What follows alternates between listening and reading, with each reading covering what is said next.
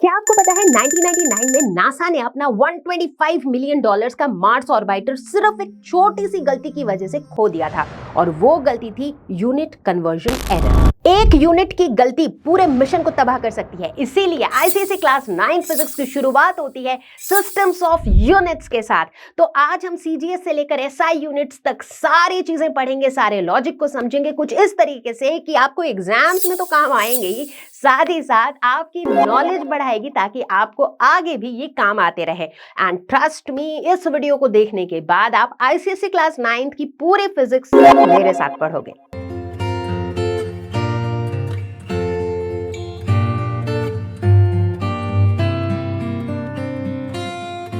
Hello everyone, मुझे उम्मीद है कि आप सभी अच्छे होंगे और आज मैं लेकर आई हूं आईसीएसई क्लास 9 फिजिक्स का फर्स्ट चैप्टर। पहला वीडियो हो रहा है आईसीएसई क्लास 9 का शुभारंभ विद सिस्टम्स ऑफ यूनिट्स। तो पहले चैप्टर का है ये पहला वीडियो, तो आप सभी बने रहो मेरे साथ बिल्कुल एंड तक और ये मेरी गारंटी है कि आपके कॉन्सेप्ट्स होंगे क्रिस्टल क्लियर। तो मैं हूं Roshni from Learn Hub, the free learning platform, जहां पर आप पढ़ सकते हो फिजिक्स, केमिस्ट्री, मैथ्स, बायोलॉजी, सब कुछ absolutely for free only at learnhub.com। तैयार हैं सभी लोग? Let's get started.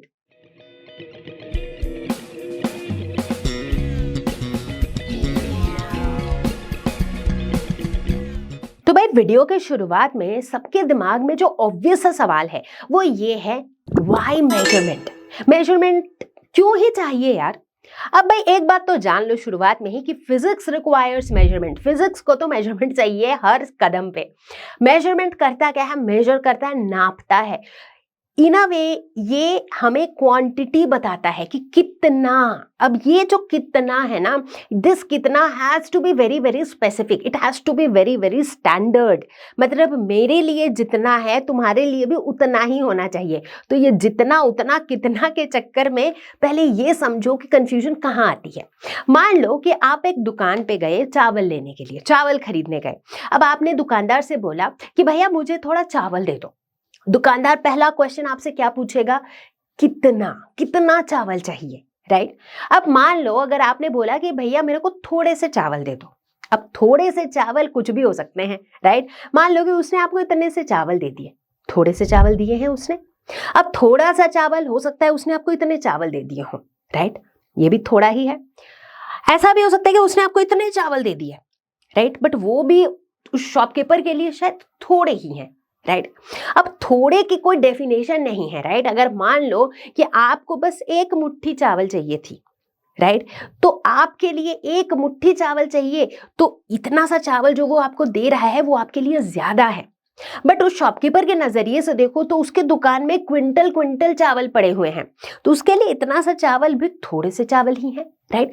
तो बोलने का मतलब है कि जो थोड़ा, ज्यादा, कम, इसका कोई स्टैंडर्ड डेफिनेशन नहीं है, राइट? किसी के लिए इतना चावल थोड़ा है तो किसी के लिए इतना चावल थोड़ा है, right? So that is where exactly measurement plays a very crucial role. Measurement जो है ये एक प्रोसेस है जो हमें हेल्प करता है किसी भी फिजिकल क्वांटिटी को मेजर करने में with reference to a standard. एक स्टैंडर्ड के हिसाब से उसको मेजर करते हैं। अब वही सिनेरियो को ऐसे सोचो कि आप दुकान पे गए, जैसे ही शॉपकीपर ने पूछा कि कितना चावल चाहिए, आपने बोला मुझे 5 किलो चावल चाहिए। The moment you said 5 kilo या 5 केजी, जैसे ही आपने बोला what is this 5 KG? 5 KG मतलब 1 केजी का एक डेफिनेशन सेट है कि भाई 1 केजी चावल जो है वो इतना है, राइट? क्योंकि किलोग्राम की एक क्वांटिटी सेट है। 1 केजी मतलब इतना ही चावल। अब इसे 5 केजी चाहिए तो 1 KG, 1 KG, 1 KG, 1 KG, 1 KG, मतलब वो 1 केजी की जो क्वांटिटी है उसको 5 बार रिपीट कर दो तो हो गई 5 किलो चावल। अब ये जो 5 किलो चावल है ये एक फिक्स्ड क्वांटिटी है। अब ये ज्यादा है या कम है वो डिपेंड करेगा हर इंडिविजुअल पे, लेकिन 5 किलो चावल हमेशा उतनी ही क्वांटिटी ऑफ चावल को हम कहेंगे। सो यानी कि मेजरमेंट से क्या हुआ, जैसे हमने एक मेजरमेंट की बात करी जहां पर हमने एक नंबर और एक यूनिट 5 kg, यहाँ पे 5 एक नंबर है जो मैग्नीट्यूड बता रहा है, राइट कि भाई 5 किलो की 4 किलो की 1 kilo, so this is a constant जो मैग्नीट्यूड बता रहा है, और केजी जो है दैट इज अ यूनिट। तो इस नंबर और यूनिट के हेल्प से हम उस चावल के क्वांटिटी को बहुत ही स्पेसिफिकली एक स्टैंडर्ड के हिसाब से मेजर कर पा रहे हैं। तो कुल मिला के हम ये कह सकते हैं कि मेजरमेंट जो है दिस इज अ प्रोसेस, ये एक ऐसा प्रोसेस है जिससे हम एक गिवन फिजिकल क्वांटिटी को मेजर कर सकते हैं with respect to a standard quantity of the same nature. अब यहीं पे देख लो कि भाई 5 kg चावल को हमने कैसे मेजर किया। भाई 5 kg का मतलब क्या है, 1 kg getting repeated 5 times. 12 kg का मतलब क्या है, 1 kg getting repeated 12 times, right. So मतलब मेजरमेंट का मतलब ही ये है कि आपने एक स्टैंडर्ड सेट कर रखा है, हमने 1 kg का एक स्टैंडर्ड सेट कर रखा है। अब उस 1 kg के कंपैरिजन में हम बता रहे हैं कि भाई हमको 5 kg चाहिए, 10 kg चाहिए, 100 kg चाहिए, 15 kg चाहिए, एंड सो ऑन। ठीक है। So I guess with this you understood why do we need measurement and what exactly it is. Measurement क्यों और क्या जानने के बाद अगला सवाल दिमाग में आ रहा होगा यूनिट्स के बारे में। यूनिट वही स्टैंडर्ड है जिसके हेल्प से हम फिजिकल क्वांटिटीज को मेजर करते हैं। तो हम ऐसा कह सकते हैं कि यूनिट एक ऐसी क्वांटिटी है जिसका एक कांस्टेंट मैग्नीट्यूड होता है, जिसकी हेल्प से हम किसी भी फिजिकल क्वांटिटी को मेजर कर सकते हैं। एग्जाम्पल लेते हैं, जैसे मान लो अगर हम लेंथ की बात करें, लेंथ मेजर करने के लिए जो यूनिट हम यूज करते हैं वो है मीटर। ना सिर्फ लेंथ, कोई भी ऐसी फिजिकल क्वांटिटी जो सिमिलर नेचर की हो, जैसे कि हाइट, जैसे कि डेप्थ, जैसे कि थिकनेस। अब आप देखो ये जो सारी क्वांटिटीज है ना, किसी मतलब डायरेक्टली या इनडायरेक्टली ये किसी चीज की लेंथ ही तो मेजर कर रही है, राइट। इसीलिए इन सभी का यूनिट है मीटर। उसी तरह से अगर हम टाइम की बात करें तो यूनिट है सेकंड्स। सिर्फ एक यूनिट नहीं है, टाइम मेजर करने के कई सारे यूनिट्स हैं, जैसे कि आवर्स, मिनट्स, सेकंड्स। जैसे कि मान लो मास की अगर बात करें तो मास के लिए भी कई सारे यूनिट्स हैं, जिसमें से एक यूनिट है किलोग्राम, जो काफी कॉमनली यूज किया जाता है। तो इस तरीके से हर फिजिकल क्वांटिटी को मेजर करने के लिए एग्जैक्टली कितनी है वो क्वांटिटी, ये जानने के लिए हम यूज करते हैं एक कांस्टेंट का जो उसकी मैग्नीट्यूड बताती है, और एक यूनिट का जो एक स्टैंडर्ड के हिसाब से उसकी मेजरमेंट बताती है। जैसे अगर मैं ये कहूं कि इस कपड़े का लेंथ है 10 मीटर्स, 10 एक कांस्टेंट है जो बता रहा है कि एग्जैक्टली कितना है। मीटर एक स्टैंडर्ड है जो कि डिफाइंड है, 1 मीटर मतलब एक फिक्स्ड लेंथ है। सो 10 मीटर्स मतलब 10 टाइम्स ऑफ 1 मीटर, राइट। तो इस तरीके से हम यूनिट का यूज करते हैं मेजरमेंट के लिए। किसी भी फिजिकल क्वांटिटी का मेजरमेंट दो चीजों पर डिपेंड करती है, unit and numerical value. Unit standard जिसके हेल्प से हम मेजर करते हैं, जैसे कि मान लो अगर लेंथ मेजर करना है तो हमारा यूनिट है मीटर, जैसे मास मेजर करना है तो हमारा यूनिट है किलोग्राम। दूसरा है न्यूमेरिकल वैल्यू, वो वैल्यू जो हमें बताती है कि यार वो जो स्टैंडर्ड है वो कितनी बार रिपीट हो रहा है। जैसे मान लो अगर हम कहते हैं कि लेंथ है 10 मीटर्स, यानी कि 1 मीटर जो है वो 10 टाइम्स रिपीट हो रहा है। अगर हम कहते हैं मास है 5 किलोग्राम्स, यानी कि 1 किलोग्राम जो है वो 5 टाइम्स रिपीट हो रहा है। यूनिट क्या होता है ये तो हम समझ गए। अब देखेंगे कि एक अच्छा यूनिट यानी कि एक गुड यूनिट कैसा होता है। तो सबसे पहली चीज जो उसमें होनी चाहिए वो है it has to be of convenient size. Size मतलब अब जैसे मान लो अगर एक पेंसिल की लेंथ मेजर करनी है तो वहां पर किलोमीटर एक अच्छा यूनिट नहीं है, बल्कि सेंटीमीटर यूनिट है, क्योंकि किलोमीटर जो है ये बहुत large, comparatively larger distances measure करता है। तो पेंसिल के लिए सेंटीमीटर यूनिट। दूसरा, there should be no ambiguity, यानी कि जैसे मान लो अगर मैंने बोला 1 kilogram, so 1 kilogram should be very precise, it has to be the same 1 kilogram irrespective of location, irrespective of anything. 1 kilogram has to be the constant fixed quantity 1 kilogram. Number 3, it must B reproducible. Reproducible का मतलब क्या है, मतलब कोई भी इंसान कहीं पर भी उस यूनिट के हेल्प से मेजर कर सकता है, यानी कि उस यूनिट की का जो डेफिनेशन है, उस यूनिट की जो क्वांटिटी है वो किसी के भी लिए सेम रहे और कोई भी इंसान उसे रिप्रोड्यूस कर सके। इसका एक बहुत ही बेहतरीन एग्जाम्पल देती हूँ। एग्जाम्पल क्या है, ये है कहानी किलोग्राम की। बहुत सालों पहले, इनफैक्ट बहुत बहुत बहुत सालों पहले किलोग्राम को डिफाइन करने का जो तरीका था ना वो बड़ा ही डिफरेंट था। वो कुछ यूं था कि फ्रांस में के एक वॉल्ट में रखा हुआ था एक सिलेंडर जो कि प्लैटिनम इरिडियम का बना हुआ एक सिलेंडर था। ऐसा बोला गया कि यार ये जो सिलेंडर का जो वजन है ना दैट इज 1 किलोग्राम। तो यही इसका डेफिनेशन सेट कर दिया गया। तो इसका मतलब आपको कुछ भी मेजर करना है तो आप कैसे मेजर करोगे कि यार अगर वो उस सिलेंडर के बराबर है तो वो 1 किलोग्राम है, अगर उस सिलेंडर से जितना ज्यादा है उसके हिसाब से आप मेजर करोगे कि भाई वो 2 सिलेंडर के बराबर है तो it is like 2 kilogram and so on. तो मतलब 1 किलोग्राम की जो डेफिनेशन थी वो प्लैटिनम इरिडियम की वो सिलेंडर जो फ्रांस में रखी हुई थी। ठीक है, अब सोच के देखो कि क्या ये रिप्रोड्यूसिबल था ये सिनेरियो? Not really. इसका मतलब आप चाहे पूरे वर्ल्ड में कहीं पर भी हो, if you really want to be very sure कि भाई आपके पास जो सामान है उसका वजन 1 kg है, तो उस केस में आपको फ्रांस के सिर्फ उसी सिलेंडर के साथ उसको कंपेयर करना पड़ेगा। अब बाई चांस अगर समय के साथ साथ उस सिलेंडर के ऊपर लेट्स से डस्ट जमा हो गया या वो थोड़ा बहुत इरोड हो गया जिसकी वजह से उसके मास में स्लाइट चेंजेस आ गए, तो इसका मतलब है पूरे वर्ल्ड में किलोग्राम की डेफिनेशन बदल जाएगी, पूरे वर्ल्ड में 1 किलोग्राम की जो डेफिनेशन है वो बदल जाएगी, right? So this was not really a reproducible scenario. इसीलिए 1900 के बाद किलोग्राम को एक नए तरीके से डिफाइन किया गया। किलोग्राम को डिफाइन किया गया in terms of Planck's constant, जिसकी एक फिक्स्ड कांस्टेंट वैल्यू होती है।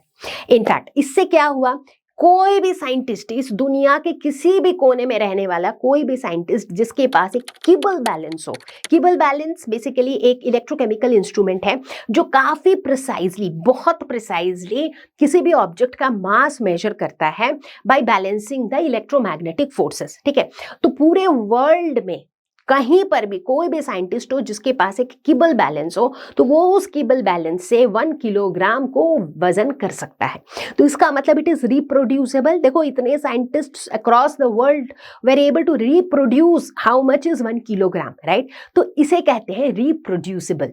And finally, the fourth characteristic is it has to be the same everywhere. अब ये तो भाई जाहिर सी बात है, राइट? अब 1 सेकेंड का जो मतलब इंडिया में है 1 सेकेंड का वही मतलब यूएस में होना चाहिए, 1 सेकेंड का वही मतलब कहीं भी और होना चाहिए, राइट? सो बेसिकली यूनिट जो है it has to be same everywhere, वरना क्या होगा बताओ? वरना क्या हो सकता है?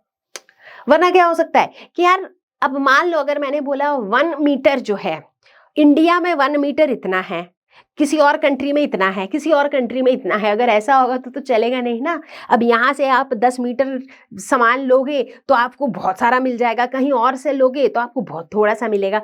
तो इसीलिए इनफैक्ट इसीलिए जब यूनिट हमने डिफाइन किया तो हमने बोला इट इज द स्टैंडर्ड। इसी के स्टैंडर्ड के हिसाब से ही फिजिकल क्वांटिटीज मेजर होती है। तो इसीलिए अगर एक अच्छा यूनिट है तो it has to be the same everywhere. Units दो टाइप के होते हैं, fundamental unit and derived units. Fundamental units वो होते हैं जो बिल्कुल बेसिक यूनिट्स हैं, मतलब उन यूनिट्स को हम किसी और यूनिट से नहीं बनाते हैं, वो एकदम ओरिजिनल हैं, राइट? ओरिजिनल कहते हैं ना हम। तो ये ओरिजिनल यूनिट्स हैं। जैसे मान लो लेंथ का यूनिट मीटर, या फिर मास का यूनिट किलोग्राम, टाइम का यूनिट सेकेंड। तो ये मीटर, किलोग्राम, सेकेंड, ये देखो किसी और यूनिट से बने हुए नहीं है। तो ये फंडामेंटल यूनिट्स हैं। दूसरी तरफ डिराइव्ड यूनिट्स वो होते हैं, नाम से पता चल रहा है इन्हें हम डिराइव करते हैं। किससे डिराइव करते हैं? फंडामेंटल यूनिट्स से डिराइव करते हैं। मतलब फंडामेंटल यूनिट्स के कॉम्बिनेशन से बनते हैं डिराइव्ड यूनिट्स। जैसे मान लो स्पीड का यूनिट होता है मीटर पर सेकेंड। तो देखो मीटर पर सेकेंड यानी कि मीटर से और सेकेंड को डिवाइड कर दिया गया है। तो और मीटर और सेकेंड ये दोनों क्या है? फंडामेंटल यूनिट्स है। तो मीटर पर सेकेंड एक डिराइव्ड यूनिट है। उसी तरीके से let's say newton metre, right? Newton metre, newton एक यूनिट है, मीटर एक यूनिट है, न्यूटन मीटर, इनके कॉम्बिनेशन से एक यूनिट बना है। एक्सेलरेशन का unit metre per second square, right? So basically जो फंडामेंटल यूनिट्स है उन्हीं का मल्टीप्लिकेशन डिवीजन करके, उनके ऊपर अरिथमेटिक ऑपरेशन करके, उनके कॉम्बिनेशन से जो यूनिट्स बनते हैं उनको हम कहते हैं डिराइव्ड यूनिट्स। तो जैसा कि मैंने पहले बताया था कि फंडामेंटल यूनिट्स, जिन्हें हम बेसिक यूनिट्स भी कहते हैं, ये पूरी तरह से दूसरे यूनिट से इंडिपेंडेंट होते हैं। क्यों? क्योंकि ये दूसरे यूनिट से नहीं बने हुए होते हैं। सो टोटल 7 फंडामेंटल यूनिट्स की बात की जाती है। मास का यूनिट किलोग्राम, लेंथ का यूनिट मीटर, टाइम का यूनिट सेकंड, टेम्परेचर का केल्विन, करंट का एम्पियर, अमाउंट ऑफ सब्सटेंस का मोल और ल्यूमिनस इंटेंसिटी का कैंडेला। तो इस तरीके से टोटल 7 फंडामेंटल यूनिट्स होते हैं जो किसी और यूनिट्स पर डिपेंड नहीं करते हैं। अब जहां बात आती है डिराइव्ड यूनिट्स की, जैसा कि हमने पहले देखा कि ये फंडामेंटल यूनिट्स के कॉम्बिनेशन से ही बनते हैं, तो इस तरह के यूनिट्स तो अनगिनत होते हैं, बहुत सारे होते हैं डिराइव्ड यूनिट्स। अब सिंपल सा एरिया की ही बात कर लो। एरिया क्या होता है? लेंथ इंटू ब्रेड्थ या फिर लेंथ का स्क्वायर, यानी कि मीटर स्क्वायर। तो मीटर से ही आया है मीटर स्क्वायर, राइट। वॉल्यूम की बात कर लो तो यूनिट होता है मीटर क्यूब, ये भी देखो फंडामेंटल यूनिट मीटर से आया है। स्पीड की बात कर लो मीटर पर सेकेंड, एक्सेलरेशन की बात कर लो मीटर पर सेकेंड स्क्वायर। तो इस तरीके से ढेर सारे ऐसे क्वांटिटीज हैं जिनके यूनिट्स फंडामेंटल यूनिट से डिराइव होते हैं। तो चलो बच्चों, जैसे ही हम बात करते हैं सिस्टम ऑफ यूनिट्स के बारे में, तो मैकेनिक्स में ना 3 बेसिक क्वांटिटीज होती हैं, ठीक है। 3 बेसिक क्वांटिटीज जिसको आपको कभी भी नजरअंदाज नहीं करना है, क्योंकि इन्हीं क्वांटिटीज के ऊपर बेस करके बाकी सारी क्वांटिटीज, बाकी सारे यूनिट्स को हम डिराइव करते हैं। इनफैक्ट काफी सारे यूनिट्स हम डिराइव करते हैं। तो ये जो 3 बेसिक क्वांटिटीज हैं, ये हैं length, mass and time. So very very important, length, mass and time, ठीक है। अब हम देखेंगे कि इन 3 क्वांटिटीज के लिए जो अलग अलग सिस्टम ऑफ यूनिट्स हैं, उनके अकॉर्डिंग इनके क्या यूनिट्स हैं, ठीक है। तो यहाँ स्क्रीन पर आप देख सकते हो, ये हैं हमारे 3 quantities, length, mass and time, ठीक है। और यहाँ पर हमने 3 डिफरेंट सिस्टम्स की बात करी है। पहला सिस्टम है CGS, जिसको फ्रांस में यूज किया जाता था, right. So this is the French system. CGS में लेंथ की यूनिट सेंटीमीटर, मास की यूनिट ग्राम और टाइम की यूनिट सेकंड। तो इसी से आया C, सेंटीमीटर का C, ग्राम का G और सेकंड का S। So that's the CGS system, जो कि फ्रांस में काफी ज्यादा प्रचलित था। नेक्स्ट इज FPS, जो कि ब्रिटेन में यूज किया जाता था, द ब्रिटिश सिस्टम।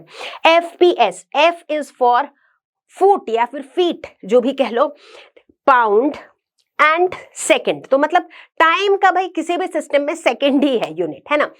तो यहां पर देखो लेंथ फुट अभी भी हम यूज करते हैं ना बहुत बार, भाई 2 फीट 5 फीट ऐसे बात करते हैं हम। So feet is basically the unit of length in the FPS system. दूसरा है मास का है पाउंड। अब यहां पर एक इंटरेस्टिंग सी चीज आप नोटिस करोगे कि यार इस यूनिट को मैं कह रही हूं पाउंड, राइट, लेकिन इसको मैंने लिखा है LB। तो सोचने वाली बात है यार, पाउंड है तो P हो सकता था, PO हो सकता था, PN भी हो सकता था, चलो, लेकिन LB क्यों, राइट। दिमाग में आया ये क्वेश्चन, आया ही होगा आई एम श्योर। तो चलो इससे पहले कि आप सोचते रहो इसके बारे में, मैं खुद ही इसका आंसर दे देती हूँ आपको। सो भाई पाउंड, ये जो LB है ना, ये आया है एक रोमन फ्रेज से जो कि है लीब्रा पोंडे। तो ये एक रोमन फ्रेज है, लीब्रा पोंडे, ठीक है। लीब्रा पोंडे इस रोमन फ्रेज का मतलब होता है अ पाउंड बाय वेट, ठीक है। तो अब क्या हुआ, इस पोंडे टर्म से ये शब्द आ गया पाउंड, ठीक है। और ये जो लीब्रा वर्ड है ना, इसी का शॉर्ट फॉर्म आ गया LB, जिसको हम मतलब शॉर्ट फॉर्म हमने लीब्रा से ले लिया और जो मतलब पूरा नाम है पाउंड वो हमने पोंडे से ले लिया, राइट। तो ये LB जो है ये लीब्रा पोंडे से आया है, ठीक है। तो ये थी पाउंड की स्टोरी, ठीक है। इसके बाद जो तीसरा सिस्टम है that is MKS, which is the metric system. Metric system जिसे हम कई बार SI सिस्टम, सिस्टम इंटरनेशनल जिसको हम कहते हैं, that is metric system. And अभी के टाइम पर जो मेट्रिक सिस्टम है that is considered to be the universally accepted system of units, ठीक है। तो इसके अकॉर्डिंग लेंथ की यूनिट है मीटर, मास की यूनिट है किलोग्राम और टाइम की यूनिट है सेकेंड, ठीक है। तो बच्चों ध्यान रखना है कि ये जो मेट्रिक सिस्टम है जिसे बहुत बार MKS भी कहा जाता है, M से मीटर, K से किलोग्राम, S से second. So MKS is the most widely accepted system of units across the world. तो अभी हमने मेट्रिक सिस्टम की बात करी जो कि universally accepted system of units है। तो यहीं से शुरू करेंगे हम SI system of units. SI is system internationally, यानी कि it is the international system of measurement. इसे अडॉप्ट किया गया था 1960 में। ये वर्ल्ड वाइड यूज किया जाता है, डजंट मैटर आप ब्रिटेन में हो, फ्रांस में हो, इंडिया में हो, अमेरिका में हो, कहीं पर भी हो। ये जो सिस्टम है ये यूनिवर्सल स्टैंडर्ड सिस्टम है यूनिट एंड मेजरमेंट्स का, ठीक है। और इस सिस्टम की खासियत ये है कि ये system is based on 7 fundamental quantities, मतलब according to this system of units 7 fundamental quantities हैं, और उन फंडामेंटल क्वांटिटीज की जो यूनिट्स हैं they are considered to be the 7 fundamental units, ठीक है। अब उन 7 फंडामेंटल यूनिट्स से बाकी सारे यूनिट्स डिराइव होते हैं, ठीक है। तो इसका ये फंडा है। तो कौन से हैं ये 7 फंडामेंटल यूनिट्स? वो है ये। तो देखो कौन कौन से हैं। सबसे पहला है लेंथ, फिर मास, फिर टाइम। इन तीनों के बारे में तो हमने बात किया था MKS में, मीटर, किलोग्राम, सेकंड, राइट। इन तीनों की बात हो चुकी थी। इसके अलावा 4 कौन से हैं? इलेक्ट्रिक करंट जिसका यूनिट है एम्पियर, थर्मोडायनामिक टेम्परेचर जिसका SI यूनिट है केल्विन, अमाउंट ऑफ सब्सटेंस के लिए हम यूज करते हैं मोल, और ल्यूमिनस इंटेंसिटी के लिए यूज किया जाता है कैंडेला। तो इन सभी यूनिट्स का जो सिंबल है वो इस साइड में लिखा हुआ है। सो बेसिकली अब आप ये देखोगे कि जितने और यूनिट्स है ना, जैसे बहुत सी यूनिट्स होती है, राइट। मान लो प्रेशर का यूनिट है, मान लो फोर्स का यूनिट है, स्पीड का यूनिट है, एक्सेलरेशन का यूनिट है, डेंसिटी का यूनिट है, वॉल्यूम का यूनिट है, एरिया का यूनिट है। आप नोटिस करोगे ये सारे यूनिट्स जो हैं इन्हीं यूनिट से डिराइव होते हैं, ठीक है। So that's the concept. तो चलो अब बात करेंगे हम लोग प्रीफिक्सेस के बारे में, use of prefix with a unit, ठीक है। हम देखते हैं बहुत बार क्या होता है कि जो मेजरमेंट है, जो नंबर है वो बहुत बड़ा है या फिर बहुत छोटा है। तो ऐसे सिचुएशन में अगर हम प्रीफिक्सेस यूज करें यूनिट के साथ देन दैट इज यूजफुल। कैसे यूजफुल होता है एक एग्जांपल लेके देखेंगे, ठीक है। सो उससे पहले ये जान लो प्रीफिक्सेस होते क्या हैं। They represent powers of 10। Prefixes 10 के पावर को डिनोट करते हैं। एक एग्जांपल देती हूँ। जैसे मान लो कि अगर मुझे एक डिस्टेंस बताना है, तो लेट अस से हमने बोला कि यार लेट्स से हम एक डिस्टेंस बता रहे हैं कि भाई मेरे घर से या फिर एक सिटी से दूसरे सिटी का जो डिस्टेंस है, ठीक है। अब अगर हम इस डिस्टेंस को मीटर में बताना चाहें, ठीक है, लेट अस से एक जगह से दूसरे जगह का डिस्टेंस है 5000 किलोमीटर्स, ठीक है, ध्यान देना। सो 5000 किलोमीटर, ठीक है। लेकिन यही डिस्टेंस अगर हम मीटर्स में लिखें तो ये क्या हो जाएगा? ये हो जाएगा 5,000,000 मीटर्स, राइट, हो जाएगा। अब देखो अगर मान लो अगर किलोमीटर का सीन नहीं रहता, लेट अस से किलोमीटर अगर सीन में नहीं होता, तो उस केस में हम उस डिस्टेंस को ऐसे लिखते 5,000,000। कभी कभी अगर और बड़ा और लंबा डिस्टेंस है तो हम लिखते 5,000,000। अब भाई 10 जीरो डालना है, 9 जीरो डालना है, उसी में गलती होने के चांसेस हैं, right. So this is not a convenient way to write. तो यहां पर काम आता है प्रीफिक्स। अब देखो इसको जब हमने 5,000 किलोमीटर लिखा, हमने क्या किया, मीटर यहां भी है, मीटर यहां भी है, बट यहां मीटर से पहले हमने एक के लगा दिया, kilo. And what is this kilo? ये के का मतलब क्या है? दिस के का मतलब है 10 to the power 3, राइट।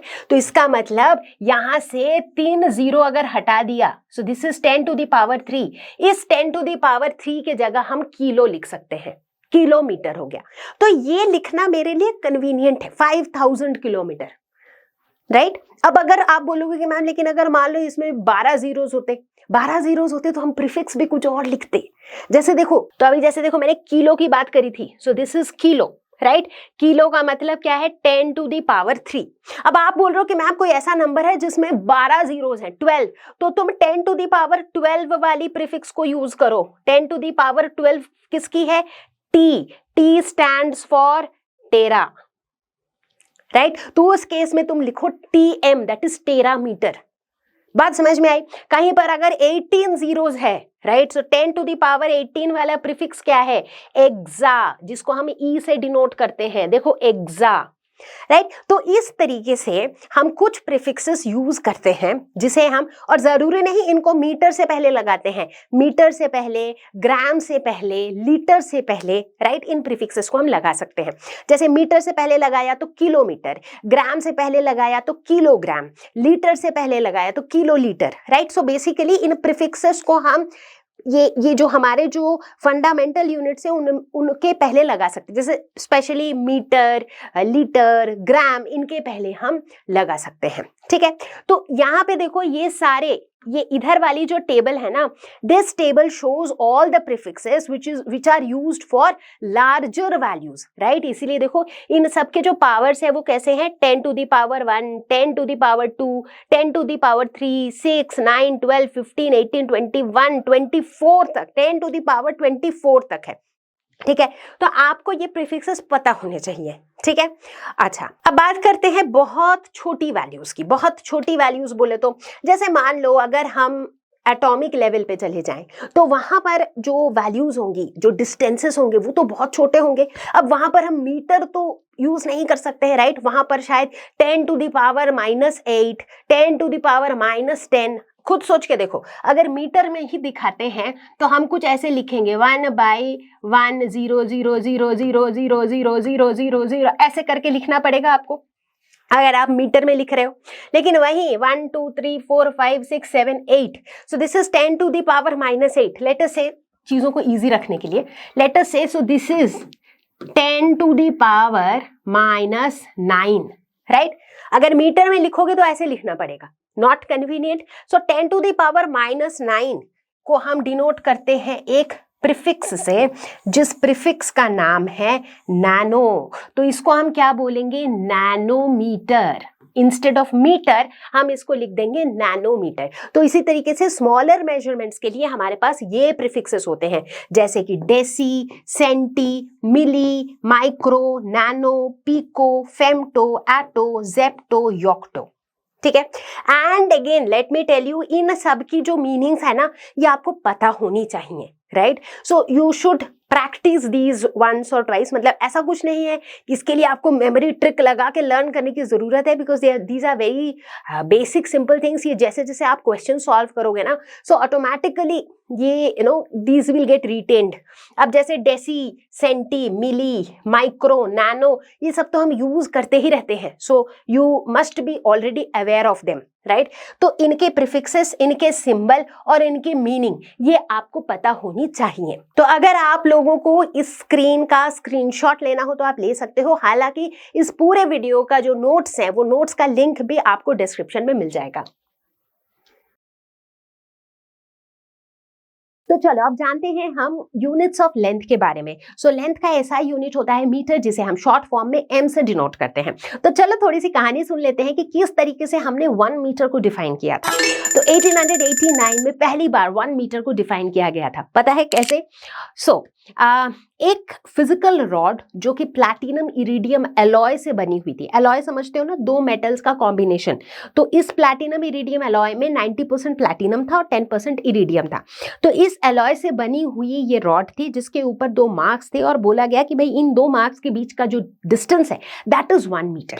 ठीक है। अब आप सोच रहे होंगे कि मैम ये रॉड कहाँ था? सो ये रॉड प्रेजेंट था international bureau of weights and measures में, जो कि पेरिस के पास लोकेटेड है। मतलब हमने 1 मीटर की डेफिनेशन एक रॉड के बेसिस पे डिफाइन करी, वो भी एक ऐसी रॉड जो सिर्फ एक पेरिस के पास एक जगह पर ही प्रेजेंट है। Now this was definitely not a great way to define 1 metre, right? क्योंकि ये ना ही बहुत एक्यूरेट था, क्योंकि ये एक पर्टिकुलर ऑब्जेक्ट पे डिपेंडेंट था। अब मान लो उस रॉड पे कुछ भी आगे पीछे हुआ तो पूरी डेफिनेशन ही बदल जाएगी। तो ये बहुत ज्यादा एक्यूरेट भी नहीं था और ये बहुत इजीली रिप्रोड्यूसेबल भी नहीं था। इजीली क्या, ये रिप्रोड्यूसेबल था ही नहीं, क्योंकि अगर आपको चेक करना है कि भाई आपके पास जो लेंथ है वो प्रिसाइजली 1 मीटर है, तो आपको पेरिस के तक पहुंच के उस रॉड तक जाके मेजर करना पड़ेगा, राइट? तो इसी वजह से बाद में चल के ऑलमोस्ट अराउंड 1960s के बाद जो है मीटर को रीडिफाइन किया गया, और अब की बार इसे किसी फिजिकल रॉड के बेसिस पर डिफाइन नहीं किया गया, बल्कि इसे डिफाइन किया गया on the basis of wavelength of light. तो अब की बार ऐसा बोला गया कि 1 metre is defined as 1650763.73 wavelengths of a specified orange red spectral line in the emission spectrum of Krypton 86। तो ये थी स्टैंडर्ड डेफिनेशन ऑफ 1 मीटर। अब बड़े ध्यान से देखो, इस डेफिनेशन में ये बोला जा रहा है कि क्रिप्टन 86 का जो एमिशन स्पेक्ट्रम है उसमें जो ऑरेंज रेड रीजन है, उस रीजन का इतना जो वेवलेंथ है दैट इज 1 मीटर। तो अब देखो, ये कोई लोकेशन डिपेंडेंट नहीं है, ये कोई एक पर्टिकुलर फिजिकल ऑब्जेक्ट पे डिपेंडेंट नहीं है, राइट। तो कोई भी साइंटिस्ट चाहे किसी भी लोकेशन पर हो, वो इसे इजीली रिप्रोड्यूस कर सकता है, क्योंकि क्रिप्टन 86 का एमिशन स्पेक्ट्रम उसी तरह का मिलेगा, और उस एमिशन स्पेक्ट्रम का जो ऑरेंज रेड रीजन होगा वो भी सिमिलर तरह का ही होगा, और उस रीजन में भी हम स्पेसिफिक एक वेवलेंथ की नंबर बता रहे हैं कि भाई इतना वेवलेंथ जो है that is 1 metre.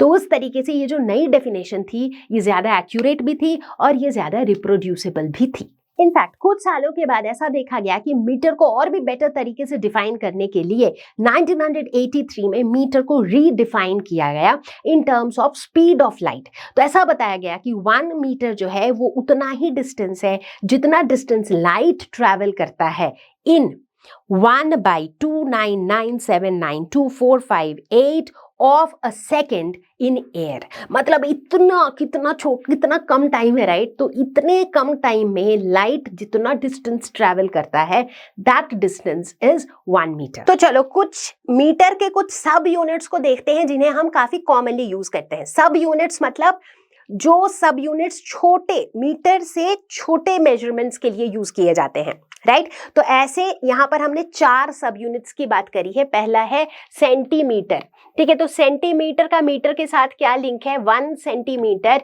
Is equal to 10 to the power -2 metre, exactly. तो यानी कि इसको हम क्या लिख सकते हैं? 10 टू द पावर -2 मीटर, यानी कि 0.01 मीटर, ठीक है। तो ये हो गया एक छोटा यूनिट। दूसरा है मिलीमीटर। सो मिलीमीटर जिसे हम mm से डिनोट करते हैं, millimetre is 1 millimetre is 10 to the power, बताओ कितना होता है? 10 to the power -3 metre, exactly, that is 0.001 metre. बचपन में आई थिंक ग्रेड 4-5 के आसपास हम एक वो सीक्वेंस लर्न करते हैं, milli, centi, decimetre, deca, hecto, kilo. I am sure आप लोगों ने भी किया होगा, राइट। सो ये बचपन में ये लर्न की हुई चीज जो है ना, ये बहुत इजीली आपको याद रखवाती है। So if you want I can write it here, milli, centi, decimetre, deca, hecto, kilo. यहां पर मैंने सब कुछ मीटर के फॉर्म में लिखा है, ठीक है। तो अब जैसे जैसे नीचे आते जाओगे ना, सो this is like 1, this is like the reference centre वाला। इसके ऊपर के जो यूनिट्स हैं वो इससे छोटे यूनिट्स हैं, जो नीचे वाले हैं वो इससे बड़े हैं। जैसे जैसे एक एक स्टेप जाओगे तो पावर एक एक बढ़ता जाएगा, right. So 1 millimetre is 10 to the power -3 metre, 1 centimetre is 10 to the power -2 metre, 1 decimetre is 10 to the power -1 metre, decametre जो है that is 10 to the power 1 metre, right, यानी कि 10 times. Hecto is 10 to the power 2 metres, kilometre is 10 to the power 3 metres. So देखो जैसे जैसे नीचे जाओगे ना वैसे वैसे पावर एक एक बढ़ती जा रही है, ठीक है। The next unit is micrometre या फिर माइक्रॉन। इसे बहुत बार हम म्यू एम से डिनोट करते हैं, बहुत बार इसे सिर्फ म्यू से भी डिनोट कर दिया जाता है, ठीक है। सो माइक्रोमीटर का रिलेशन क्या होता है? 1 micrometre is 10 to the power -6 metre. तो ये काफी छोटा यूनिट है, इसीलिए माइक्रॉन में ना हम जनरली बहुत छोटी चीजें, माइक्रोस्कोपिक चीजों की मेजरमेंट्स जो है वो माइक्रॉन में आती है। And finally we have nanometre, जो कि फर्दर और छोटा यूनिट है।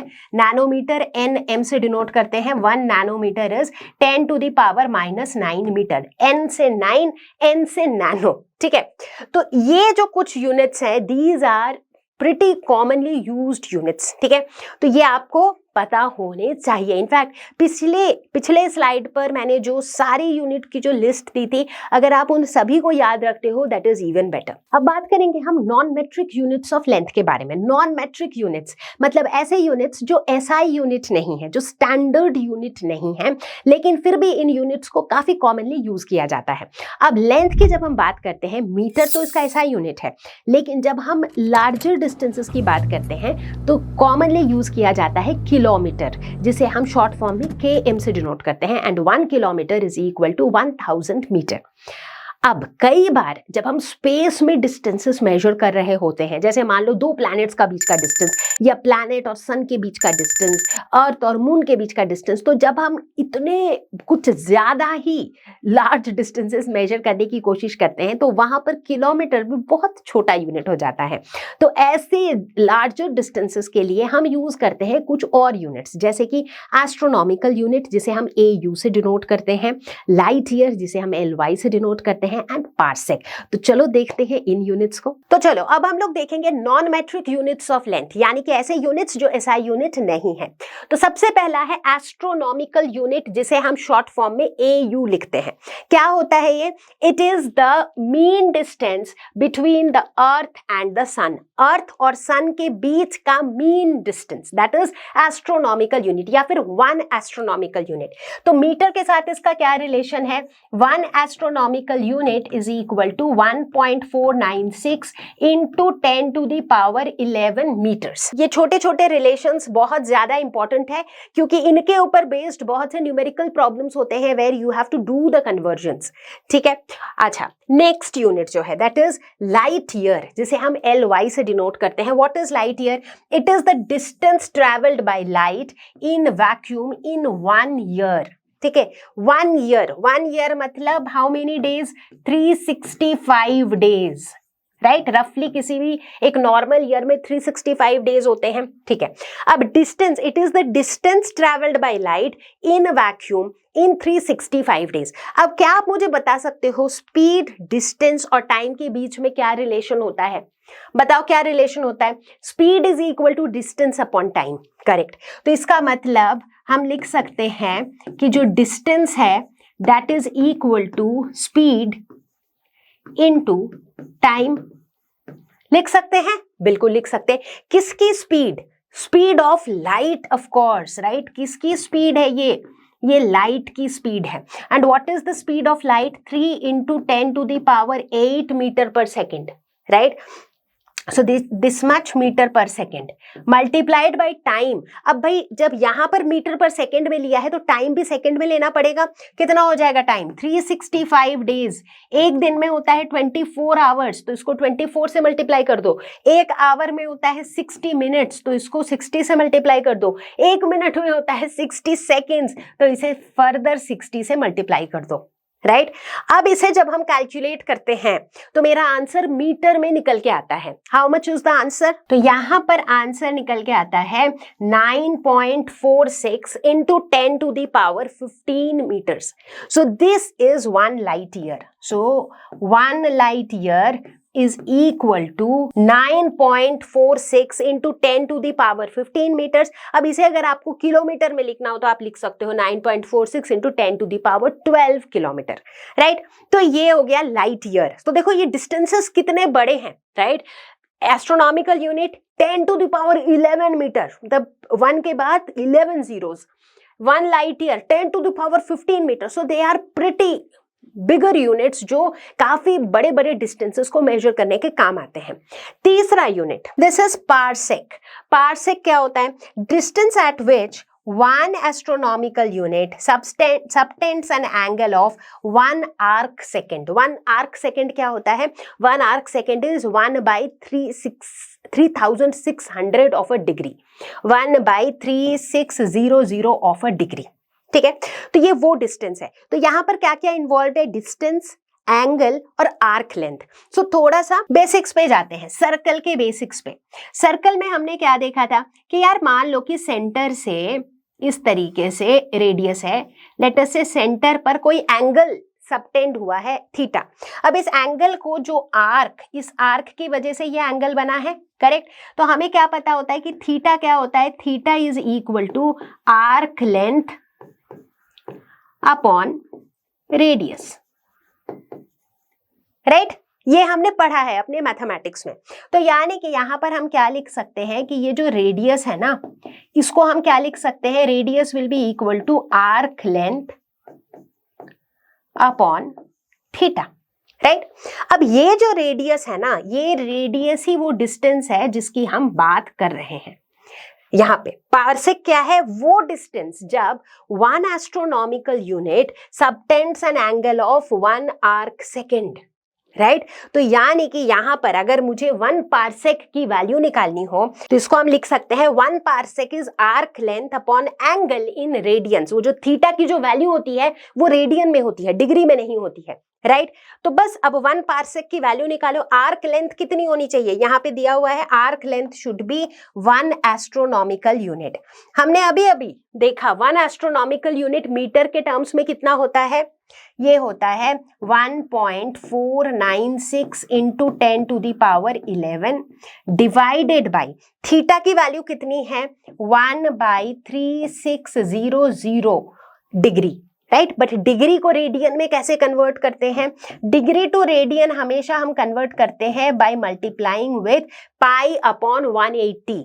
देखो ये छोटी छोटी चीजें हैं बच्चों जो आपको नोट करते चलना है, जैसे डिग्री और रेडियन के बीच का रिलेशनशिप, क्योंकि यूनिट कन्वर्जन जो है ये आपको हर स्टेज पे काम आता है, right. So this is a very important conversion, ठीक है। So this is pi upon 180। अब इस वैल्यू को कैलकुलेट करो, तो जब हम ये पूरे वैल्यू को कैलकुलेट करते हैं तो हम देखते हैं जो वैल्यू निकल के आती है that is 3.26 light year. So basically 1 parsec is equal to 3.26 light year. So 1 parsec is equal to 3.26 light year. So से ये जो हमारा पहला लेसन है ना क्लास 9th ICSE फिजिक्स का, इसमें बहुत ज्यादा कुछ विजुअलाइज कराने को तो नहीं है, राइट। लेकिन ये जो यूनिट्स के जो कन्वर्जन है ना, they will play a very crucial role in the entire physics. Specially ICSE board में क्वेश्चंस में ना यूनिट्स के साथ बहुत गेम खेला जाता है।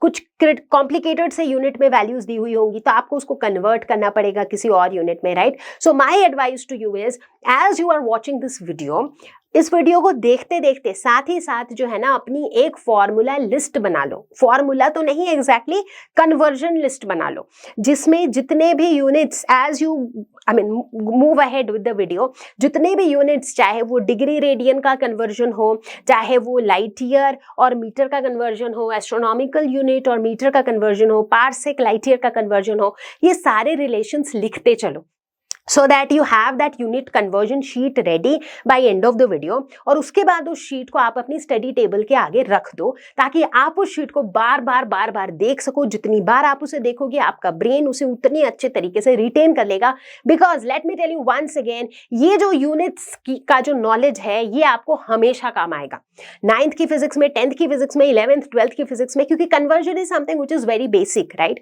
तो ये आपको हमेशा ही आना चाहिए। तो चलो बच्चों अब बात करते हैं हम स्मॉलर यूनिट्स ऑफ लेंथ के बारे में, ठीक है।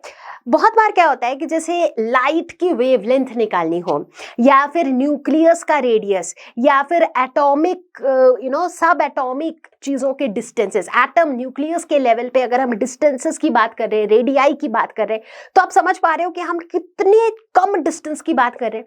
तो वहां पर ऑब्वियसली मीटर वीटर तो कुछ काम नहीं आने वाला, वहां पर हमें स्पेसिफिकली बहुत छोटे यूनिट्स चाहिए।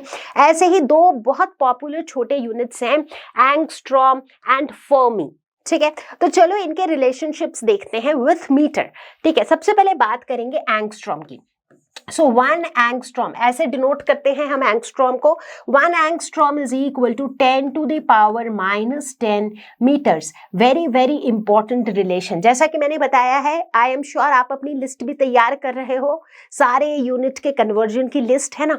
सो 1 angstrom 10 to the power -10 metres. अब देखो क्या होता है, बहुत बार अगर आपको वैल्यू सेंटीमीटर में दी है, आपको एंगस्ट्रॉम में बदलना है, राइट। अब मीटर के साथ रिलेशन पता है तो आप हर यूनिट का आपको मीटर के साथ रिलेशन पता होगा एंड यूजिंग दैट आप किसी भी यूनिट को किसी में भी कन्वर्ट कर सकते हो। एक एग्जाम्पल देती हूँ, ठीक है।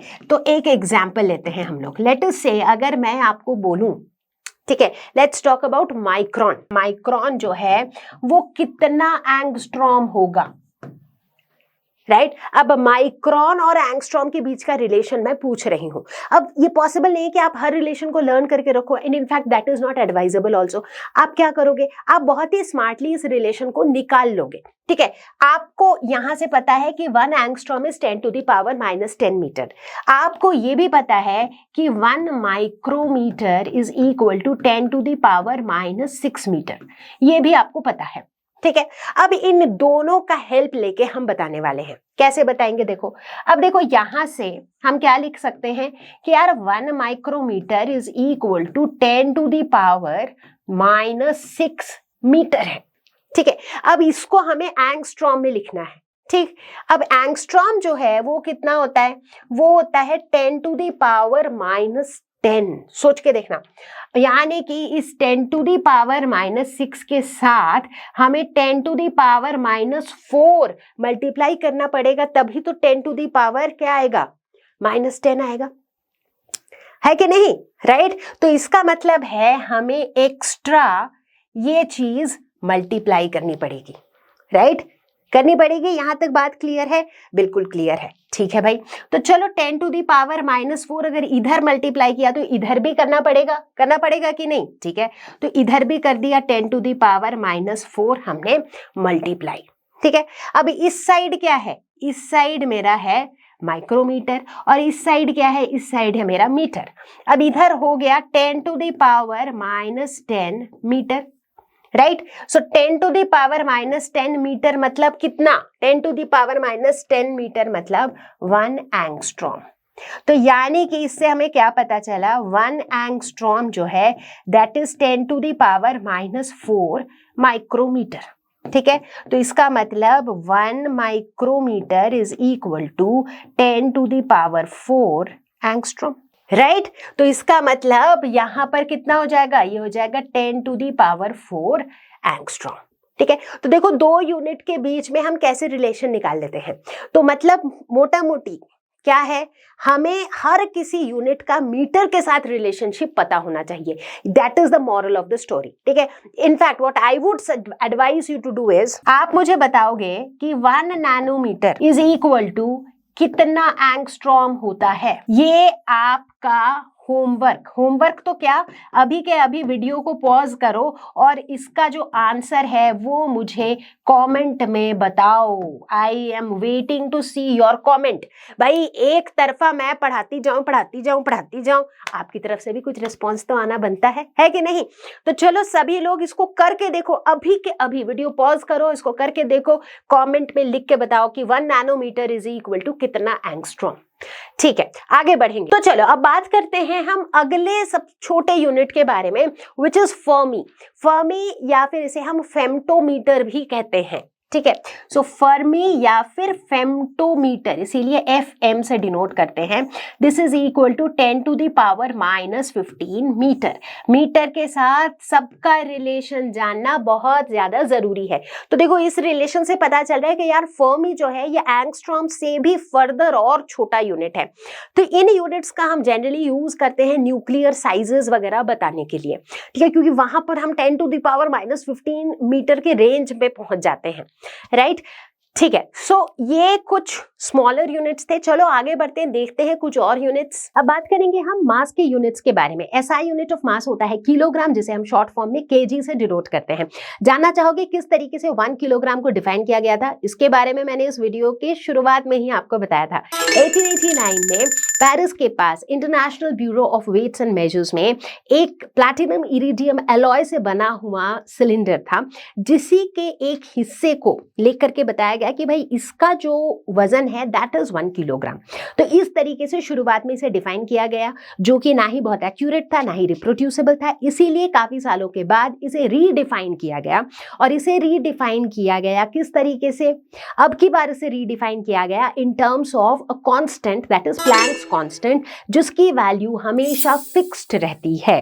राइट तो इसीलिए ये रिप्रोड्यूसिबल कैसे बन गया? रिप्रोड्यूसिबल ऐसे बन गया कि अक्रॉस द वर्ल्ड किसी भी साइंटिस्ट के पास, जिसके भी पास एक किबल बैलेंस हो, किबल बैलेंस एक ऐसा इलेक्ट्रोकेमिकल इंस्ट्रूमेंट है जो बहुत ही प्रिसाइजली किसी भी ऑब्जेक्ट का मास मेजर करता है by balancing the electromagnetic forces. ठीक है, तो किबल बैलेंस के हेल्प से दुनिया में कहीं पर भी लोकेटेड कोई भी साइंटिस्ट 1 किलोग्राम को रिप्रोड्यूस कर सकता था। It was reproducible and it was more accurate. तो चलो अब बात करते हैं हम सब यूनिट्स ऑफ किलोग्राम। जब हम बहुत छोटे मासेस को मेजर करने पर आते हैं तो किलोग्राम जो है वो एक काफी बड़ा यूनिट हो जाता है। तो इसीलिए कुछ कॉमनली यूज्ड स्मॉलर यूनिट्स जो है वो है ग्राम एंड मिलीग्राम। सो ग्राम को शॉर्ट फॉर्म में, ग्राम का करेक्ट सिंबल जो है दैट इज जी, मिलीग्राम का mg। ठीक है, दवाइयों में आपने देखा होगा 0.5 mg, 0.25 mg, राइट। ठीक है, सो अब रिलेशनशिप देख लेते हैं इनका किलोग्राम के साथ। क्योंकि किलोग्राम इसका ऐसा यूनिट है तो सारे मासेस की जो यूनिट्स हैं उनका रिलेशनशिप हम किलोग्राम के साथ देख लेंगे। ठीक है, सो 1 ग्राम जो होता है that is equal to 10 to the power -3 kilogram, जिसको हम 0.001 किलोग्राम भी लिख सकते हैं। ठीक है, तो इस रिलेशनशिप को हमें याद रखना है हमेशा। ठीक है, बात करते हैं मिलीग्राम की। सो मिलीग्राम क्या होता है? Milligram is 1 milligram that is 1 mg is equal to 10 to the power -6 kilogram. ठीक है, तो ये रिलेशनशिप्स हो गई। ठीक है, ये अगर हमें पता है तो it helps us in conversion, जब हम प्रॉब्लम सॉल्व कर रहे हैं या फिर अगर हम डे टू डे लाइफ में भी ग्राम्स और केजी में कन्वर्जन हमें बहुत काम आता है, right. So half KG is like 500 grams, right, तो वो इसी कन्वर्जन से आता है।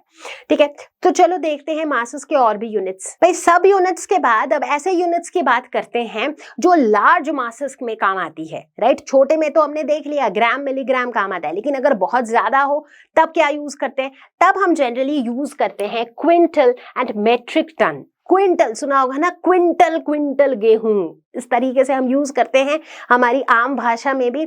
टन कितनी बार हम बोलते हैं? Thanks a ton. टन मतलब एक बहुत बड़ा नंबर है, राइट। सो चलो इनके रिलेशनशिप को देखते हैं। क्विंटल जो है that is 100 times a kilogram, यानी कि 1 क्विंटल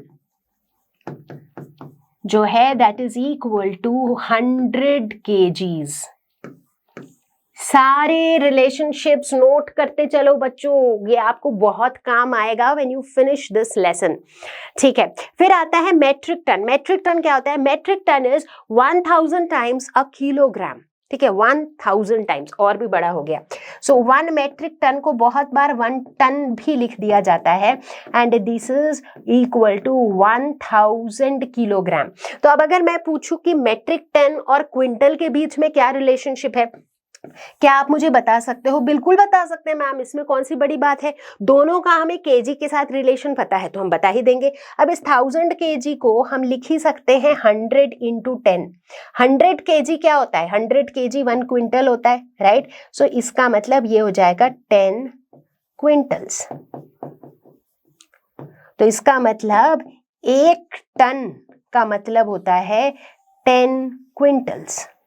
ये रिलेशंस इसलिए बताती चल रही हूँ क्योंकि बहुत बार शॉर्ट आंसर क्वेश्चंस में ये पूछे जाते हैं, बहुत बार न्यूमेरिकल प्रॉब्लम्स में आपको ये कन्वर्जन करने पड़ते हैं। So please please please practise these conversion and please get habituated to convert from one unit to another. In fact किसी को आपको क्वेश्चन देने की जरूरत नहीं है, आप रैंडमली मास के एक यूनिट से दूसरे यूनिट में कन्वर्ट करने की कोशिश करो, लेंथ के एक यूनिट से दूसरे यूनिट में कन्वर्ट करने की कोशिश करो, और जितना आप प्रैक्टिस करोगे उतना ये आपके लिए आसान होता जाएगा। जैसा कि इस लेसन के बिल्कुल शुरुआत के इंट्रोडक्शन में मैंने बताया था कि यूनिट कन्वर्जन का एक छोटा सा एरर बहुत ज्यादा महंगा पड़ सकता है, जैसे कि नासा को पड़ा था। तो चलो अब हम देखते हैं non metric units of mass. Non metric unit बोले तो क्या?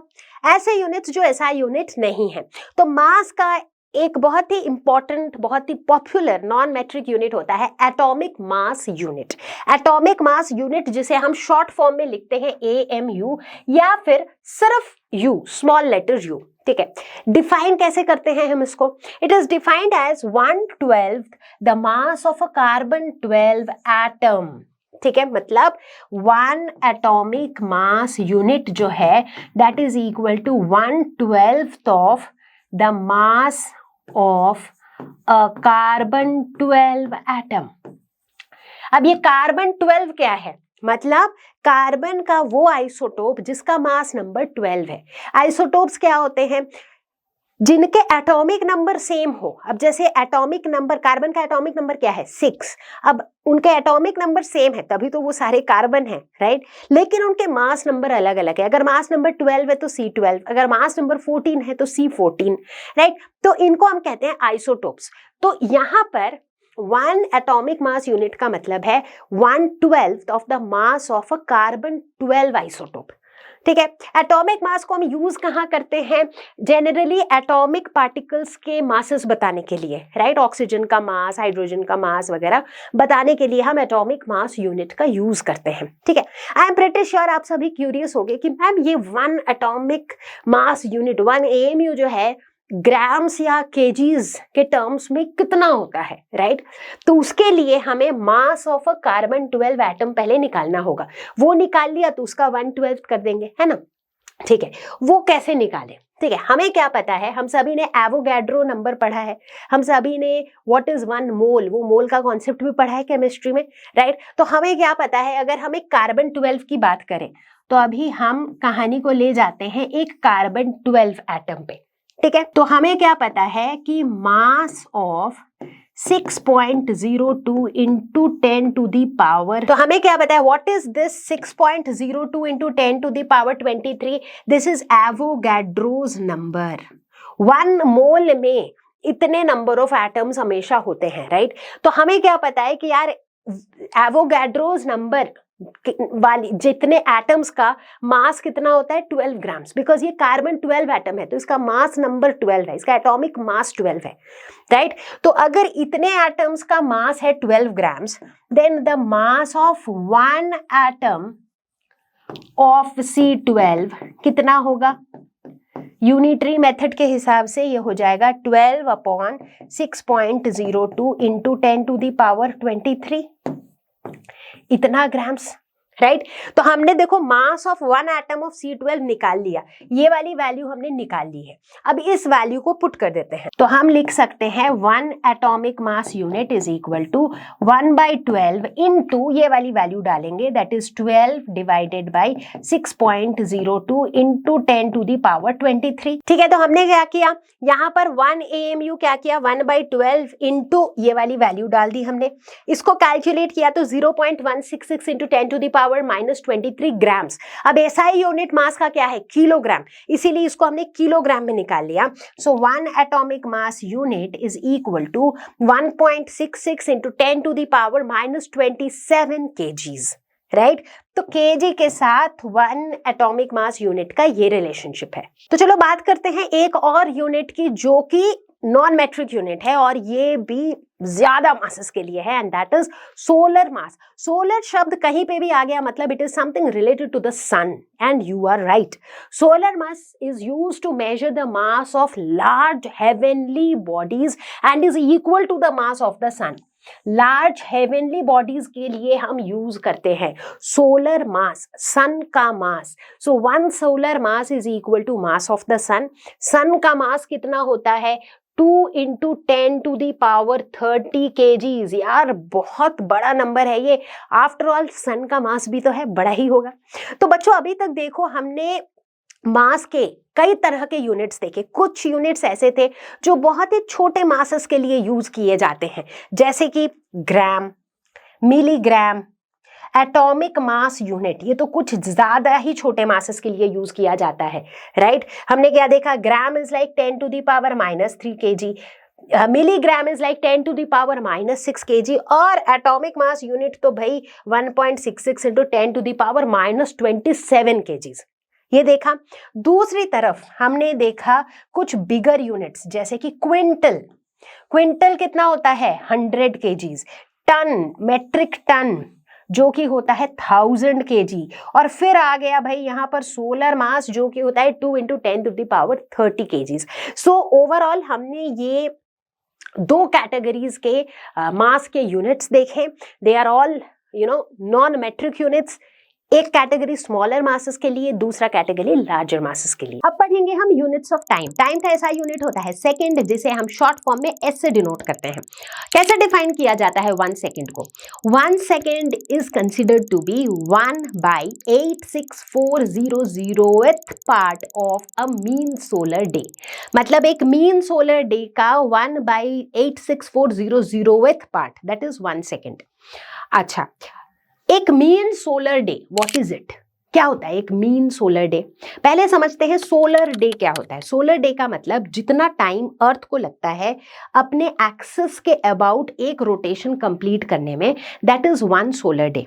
मीन सोलर डे मतलब, मीन का मतलब ही होता है एवरेज, मतलब अर्थ को अपने एक्सिस के अबाउट एक रोटेशन कंप्लीट करने में जितना टाइम लगता है उसको अगर हम नोट करते रहे फॉर द एंटायर ईयर और फिर उसका एवरेज निकाले, that is mean solar day.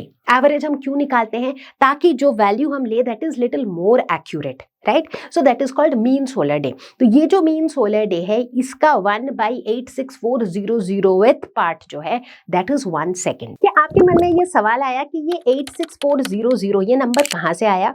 खुद कैलकुलेट करके देखो। एक दिन में होते हैं 24 घंटे, 24 घंटे में होते हैं कितने मिनट्स? 24 into 60, right? क्योंकि एक घंटे में 60 मिनट्स होते हैं, एक मिनट में होते हैं 60 सेकेंड्स। तो इसका मतलब एक दिन में कितने सेकेंड्स होते हैं? 24 इंटू 60 इंटू 60, और इसे मल्टीप्लाई करोगे तो कितना आएगा आप बताओ। तो चलो अब टाइम के यूनिट्स की बात करेंगे, देख लेते हैं कुछ स्मॉलर यूनिट्स ऑफ टाइम। अब ये देखना बड़ा आसान लगेगा क्योंकि ये सेम एक्सरसाइज हमने मास के लिए किया है, लेंथ के लिए भी किया है ना। सो स्मॉलर यूनिट्स में पहला यूनिट है मिली सेकेंड्स। कैसे डिनोट करेंगे मिली सेकेंड को? I think pretty simple now, small m small s। Milli m जो है दैट इज द प्रीफिक्स, जैसे कि मैंने बताया था। तो 1 मिली सेकेंड का सेकेंड के साथ क्या रिलेशन होगा? मिली प्रीफिक्स का मतलब ही होता है 10 to the power -3। So this is 10 to the power -3 seconds. फिर आता है माइक्रो सेकेंड। कैसे डिनोट करेंगे? माइक्रो मतलब mu, micro second. Micro prefix का मतलब होता है 10 to the power -6। So 1 microsecond is 10 to the power -6 seconds. फिर आता है shake. So now this shake is something little different. Shake, 1 shake कितना होता है? 10 to the power -8 seconds. Now this is something new, क्योंकि मिली माइक्रो तो पहले भी देखा था मास और लेंथ के टाइम पर भी, है ना। फिर आता है nano second. Again nothing new, NS से डिनोट करेंगे। नैनो प्रीफिक्स का मतलब होता है N से, नैनो N से 9। Yes, so this is 10 to the power -9 seconds। ठीक है, तो ये है कुछ स्मॉलर यूनिट्स ऑफ टाइम जहां पर बहुत थोड़ा सा टाइम होता है, इतना ही थोड़ा कि 10 to the power -8 -9 तक चला जाए, तो वहां पर ये यूनिट्स काम आती हैं। टाइम का ऐसा यूनिट तो सेकंड होता है, इसमें कोई डाउट नहीं है, लेकिन सेकंड के अलावा भी टाइम के बहुत सारे यूनिट्स को हम कॉमनली यूज करते हैं, जैसे कि minute, hour, day, lunar month, year, leap year, decade, century, millennium. तो चलो जान लेते हैं कि क्या होते हैं ये सभी। तो चलो बच्चों, अब हम लोग टाइम के इन अलग अलग यूनिट्स के बारे में थोड़ी और डिटेल में डिस्कशन कर लेते हैं। ठीक है, शुरुआत करेंगे most commonly used units of time के साथ, जो कि है मिनट। मिनट की अगर हम बात करें तो मिनट का सेकंड के साथ क्या रिलेशनशिप है? हमें क्या पता है? हमें पता है कि यार मिनट, अच्छा एक तो हमें क्या पता है, how do we denote minute short form में? शॉर्ट फॉर्म में हम इसे MIN से डिनोट करते हैं, ठीक है। And 1 minute is equal to 60 seconds. ये तो भाई बचपन से पढ़ते आ रहे हैं, इसके बारे में मैम आप नहीं भी बताते तो भी it was not a big deal, हमें पता ही था। ठीक है भाई, जल्दी जल्दी बढ़ते हैं। नेक्स्ट है आवर। आवर को हम डिनोट करते हैं H से। हालांकि आप देखोगे कई बार HR से भी लोग डिनोट करते हैं इसको, बट एक्चुअली में आवर का सिंबल सिर्फ H होता है, ठीक है। सो 1 आवर का क्या रिलेशन होता है? 1 hour is equal to 60 minutes. और चूंकि हमने देखा कि 1 मिनट इज 60 सेकेंड्स, तो इसको हम क्या लिख सकते हैं? 60 into 60 seconds. So 1 hour is equal to 3600 seconds. तो आवर का सेकेंड्स के साथ ये रिलेशन है, ठीक है। आगे बढ़ेंगे, देखेंगे डेज। डे में क्या होता है? अब देखो, एक दिन में 1 डे, अगर हम 1 डे की बात करें, सो 1 डे में होते हैं 24 आवर्स, राइट। एक दिन में 24 घंटे होते हैं, ठीक है। अब इन 24 घंटों में एक एक घंटे में 60 मिनट्स होते हैं और एक एक मिनट में 60 सेकेंड्स होते हैं, करेक्ट। तो 24 इंटू 60 सेकेंड्स होते हैं एक दिन में। तो इसको अगर हम कैलकुलेट करें तो 1 डे में आ जाएगा 86400 सेकेंड्स। तो इन सबको हम सेकेंड्स में क्यों कन्वर्ट कर रहे हैं यार? वही तो फंडा था ना हमारा कि जितने भी अदर यूनिट्स हैं उन सभी को हम जो उसका मेट्रिक यूनिट है, जो भी उसका एसआई सिस्टम में यूनिट है, उसके साथ रिलेशन बता देते हैं। तो वही हम कर रहे हैं। एसआई सिस्टम के हिसाब से क्या होता है, एसआई यूनिट क्या है टाइम का? सेकेंड्स। इसीलिए देखो हम सबका सेकंड के साथ रिलेशन बताते जा रहे हैं, ठीक है। तो ये पूरी टेबल को अभी हम कंप्लीट करेंगे और जब ये पूरी टेबल कंप्लीट हो जाएगी ना तो सब आपका मतलब एक ही स्क्रीन में टाइम के जितने भी यूनिट्स हैं वो सारे आपको दिख जाएंगे। अब लूनर मंथ क्या होता है? अब देखो हम जो ईयर सेलिब्रेट करते हैं, सेलिब्रेट इन द सेंस जो वेस्टर्न कैलेंडर्स होते हैं, एज इन ये जो 1 जनवरी को हम हैप्पी न्यू ईयर विश करते हैं और हम कहते हैं कि भाई नया साल शुरू हुआ, ये 1 जनवरी टू 31 दिसंबर वाला जो कैलेंडर है ना, that is the English new year. इसको हम इनफैक्ट 1 जनवरी वाले न्यू ईयर को हम इंग्लिश न्यू ईयर कहते हैं। और ये जो कैलेंडर है that is the western calendar, जिसके अकॉर्डिंग एक 1 ईयर में टोटल 365 डेज है, provided it is not a leap year, right.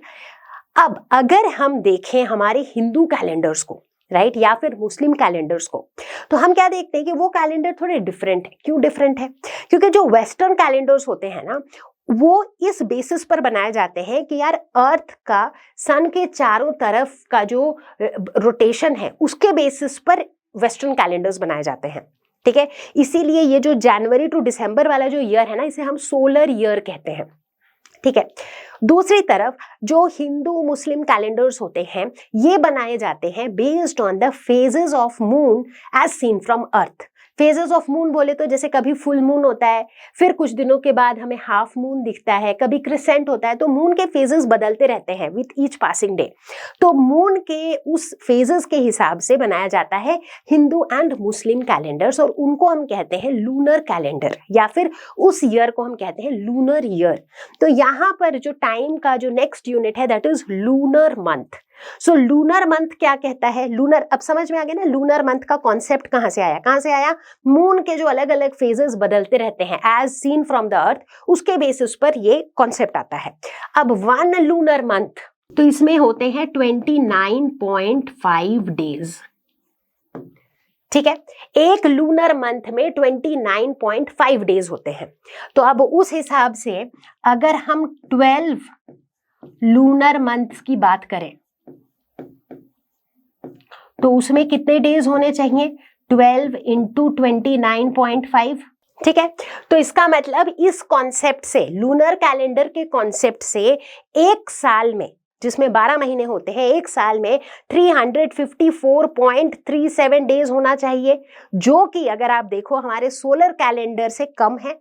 Solar calendar के हिसाब से अगर हम सोलर ईयर की बात करें, सोलर ईयर के हिसाब से एक साल में कितने डेज होते हैं? एक नॉर्मल ईयर में, मतलब हम लीप ईयर अभी कंसिडर नहीं कर रहे हैं, एक नॉर्मल ईयर में 365 डेज होते हैं। इसलिए देखो ये 10 दिन कम है।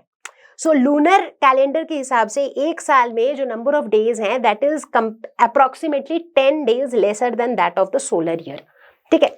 तो लूनर मंथ का कॉन्सेप्ट ओवरऑल क्या हुआ? 1 lunar month is equal to 354.37 days. इसको अगर सेकंड्स में कन्वर्ट करना है तो क्या करोगे? हमने देखा ना 1 day is equal to 86400 seconds, तो इसके साथ में 354.37 के साथ अगर हम 86400 सेकेंड्स मल्टीप्लाई कर देंगे तो हम लूनर मंथ को सेकेंड में कन्वर्ट कर सकते हैं। तो चलो अब अगले यूनिट पर चलते हैं, विच इज मंथ। हम सभी को पता है कि एक साल में टोटल 12 मंथ्स होते हैं, और एक मंथ में, क्योंकि मंथ का भी तो कन्वर्जन करना है, तो भाई बताओ एक मंथ में कितने डेज होते हैं? हम जनरली टेंटेटिवली अज्यूम करते हैं कि 30 डेज होते हैं, हालांकि सभी मंथ्स में 30 डेज होते नहीं हैं, राइट। तो बचपन से हम सीखते आ रहे हैं कि भाई एक साल में अगर हम 1 ईयर की बात करें तो उस 1 ईयर में टोटल 12 मंथ्स होते हैं, राइट। कौन कौन से मंथ होते हैं? जनवरी, फेब्रुवरी,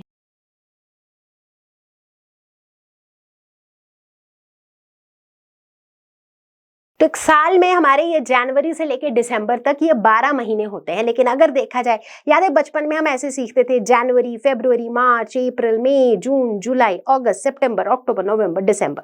ये ऊपर वाली जगह पे आया तो 31 डेज और नीचे गड्ढे में आया तो 30 डेज। बचपन से सीखते आ रहे हैं हम, राइट। सो अब जैसे जनवरी है तो इसमें 31 डेज होते हैं। फरवरी एक खास महीना है जहां पर कभी 28 और कभी कभी 29 डेज होते हैं। मार्च में 31, अप्रैल में 30, मई में 31, जून में 30, जुलाई में 31, अगस्त में भी 31, सितंबर में 30, अक्टूबर में 31, नवंबर में 30, दिसंबर में 31, राइट। तो इस तरीके से कभी 30 कभी 31 नंबर ऑफ डेज होते हैं हमारे हर महीने में। फरवरी थोड़ा खास है क्योंकि कुछ ऐसे स्पेशल ईयर्स होते हैं जिन्हें हम कहते हैं लीप ईयर। यहाँ पे लीप ईयर के बारे में भी पढ़ेंगे, जब फरवरी में 29 डेज होते हैं, अदरवाइज फरवरी में 28 डेज होते हैं। अब अगर 1 मंथ को सेकेंड्स में कन्वर्ट करना हो, वेरी सिंपल, उस मंथ में अगर 30 डेज हैं तो 30 डेज के साथ आप क्या मल्टीप्लाई करोगे, 1 डे में जितने सेकेंड्स होते हैं उसको मल्टीप्लाई कर दो तो आप सेकेंड्स में कन्वर्ट कर लोगे, है ना। सो ये हो गई मंथ की कहानी। अब आगे बढ़ते हैं और देखते हैं ईयर। ईयर क्या होता है, राइट। अब जैसे ही हम ईयर की बात करते हैं, सो आम तौर पर, मतलब I am not talking about leap year, मैं एक नॉर्मल ईयर की बात करती हूँ। सो एक नॉर्मल ईयर में होते हैं टोटल 365 डेज। यहाँ पर मैं एक सोलर ईयर को कंसिडर कर रही हूँ, ठीक है, जो वेस्टर्न कैलेंडर के हिसाब से, उसमें 365 डेज होते हैं। तो इसे अगर मैं सेकंड्स में कन्वर्ट करना चाहूँ तो मैं क्या करूँगी, 365 इंटू 1 डे में कितने आवर्स होते हैं, 24 आवर्स होते हैं, राइट। और 1 आवर में 60 मिनट्स होते हैं और 1 मिनट में 60 सेकेंड्स होते हैं। सो 365 इंटू 24 इंटू 60 इंटू 60 करेंगे तो हम इसे सेकेंड्स में कन्वर्ट कर सकते हैं। सो ये निकल के आ जाएगा 3.1536 into 10 to the power 7 seconds. So 1 year में इतने सेकेंड्स एग्जिस्ट करते हैं, ठीक। अब आगे बढ़ेंगे और देखेंगे लीप ईयर की कहानी। ओके, सो लीप ईयर थोड़ा सा स्पेशल होता है। एक नॉर्मल ईयर में 365 डेज होते हैं, लेकिन एक लीप ईयर में होते हैं 366 डेज। बट सवाल ये उठता है कि ये एक एक्स्ट्रा दिन क्यों, 1 एक्स्ट्रा डे। तो ये एक एक्स्ट्रा डे क्यों होता है, इसको आंसर करने के लिए सबसे पहले तो ये समझो कि 1 ईयर होता कितना है। 1 ईयर 365 डेज होता है, बट एक्चुअली 1 ईयर क्या होता है, जितना टाइम अर्थ लेता है सन के चारों तरफ एक चक्कर कंप्लीट करने में। सो 1 रेवोल्यूशन कंप्लीट करने में अर्थ को जितना टाइम लगता है, दैट इज 1 ईयर, ठीक है। सो हम ये बोलते हैं कि भाई 1 ईयर इज 365 डेज, बट अगर हम एक्चुअल्स देखें, सो एक्चुअली एकदम प्रिसाइजली अगर हम देखेंगे ना, सो एक्चुअली 1 ईयर जो है that is equal to, actually में 1 ईयर जो है दैट इज 365.2422 डेज। मतलब वो एग्जैक्टली 365 डेज नहीं होता है, वो 365.2422 डेज होता है। बट अब भाई 0.24 डे को अकोमोडेट करना मुश्किल होता है, तो इसीलिए हम मान लेते हैं कि यार ये 365 डेज है। लेकिन ऐसे सोच के देखो, जैसे मान लो, ऐसे समझो, मान लो कि आपने किसी से पैसे उधार लिए हैं, ठीक है। अब आपने किसी से पैसे उधार लिए हैं, अब आप क्या कर रहे हो, आइडियली आप वो पैसे 4 साल में रिटर्न करने वाले हो, ठीक है। तो जो टोटल सम था उसको आपने 4 डिवाइडेड बाई 4 किया, तो एक साल में आपको उसे 365.2422 देना है, ठीक है। अब आपने सोचा कि यार 0.2422 कैसे देंगे, एक काम करते हैं 365 दे देते हैं, अगले साल भी 365 देंगे, उसके अगले साल भी 365 देंगे। लेकिन जो 0.2422 आप नहीं दे रहे हो, वो बंदा तो वो पैसा छोड़ेगा नहीं, राइट। तो यानी कि वो 0.2422 आपका जमा होता जा रहा है। तो अब आप देखो, ये जो 0.2422 अगर 4 साल तक जमा होता है, तो इसको आप इंटू 4 करोगे, और इसको जब आप इंटू 4 करोगे 0.9688, जिसे हम कह सकते हैं कि दिस इज अप्रोक्सीमेटली 1, राइट। उसके बाद 4 साल में जो वो बचा हुआ जमा होते होते 1 रुपया हो गया, तो लास्ट ईयर में आपने 365 की जगह उसको 1 रुपया एक्स्ट्रा दे दिया, दैट इज 366 दे दिया, बात समझ में आई? वही कहानी यहां पर हो रही है। एक्चुअली 1 ईयर का मतलब है 365.2422, बट हम हर एक साल में 365 डेज ही रख रहे हैं। तो ये जो 0.2422 का बैलेंस है ना, वो मल्टीप्लाइड बाई 4, मतलब हर 4 साल में जो है ना, that is adding up 1 day. तो हर 4 साल में एक एक्स्ट्रा डे आ जाता है, इसीलिए हर 4 साल में एक ऐसा साल आता है जहां पर 365 की जगह 366 डेज होते हैं, और उस साल को हम कहते हैं लीप ईयर।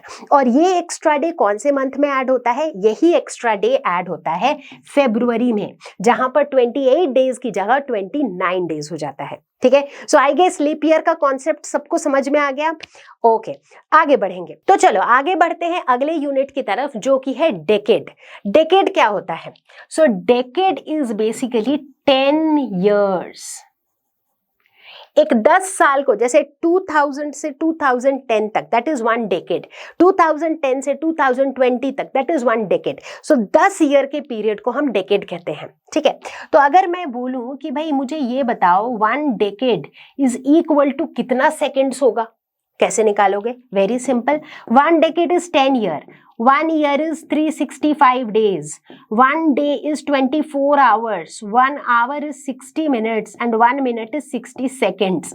तो इन सब को कर दो मल्टीप्लाई, जो आंसर आया दैट मेनी सेकेंड्स। तो ये आ गया 3.1536 into 10 to the power 8 seconds. Actually आपको इतनी कैलकुलेशन की जरूरत भी नहीं है, 1 डेकेड इज 10 ईयर्स। अब आप यहां से देख लो, 1 ईयर जो है वो कितना सेकेंड्स था? 3.1536 इंटू 10 टू द पावर 7। तो इसी को 10 से मल्टीप्लाई कर दो, तो ये आ गया 3.1536 into 10 to the power 8 seconds. Simple, right? ठीक है, आगे बढ़ेंगे। अब देखेंगे सेंचुरी। सेंचुरी का मतलब क्या होता है? 1 सेंचुरी बोले तो 100 ईयर्स।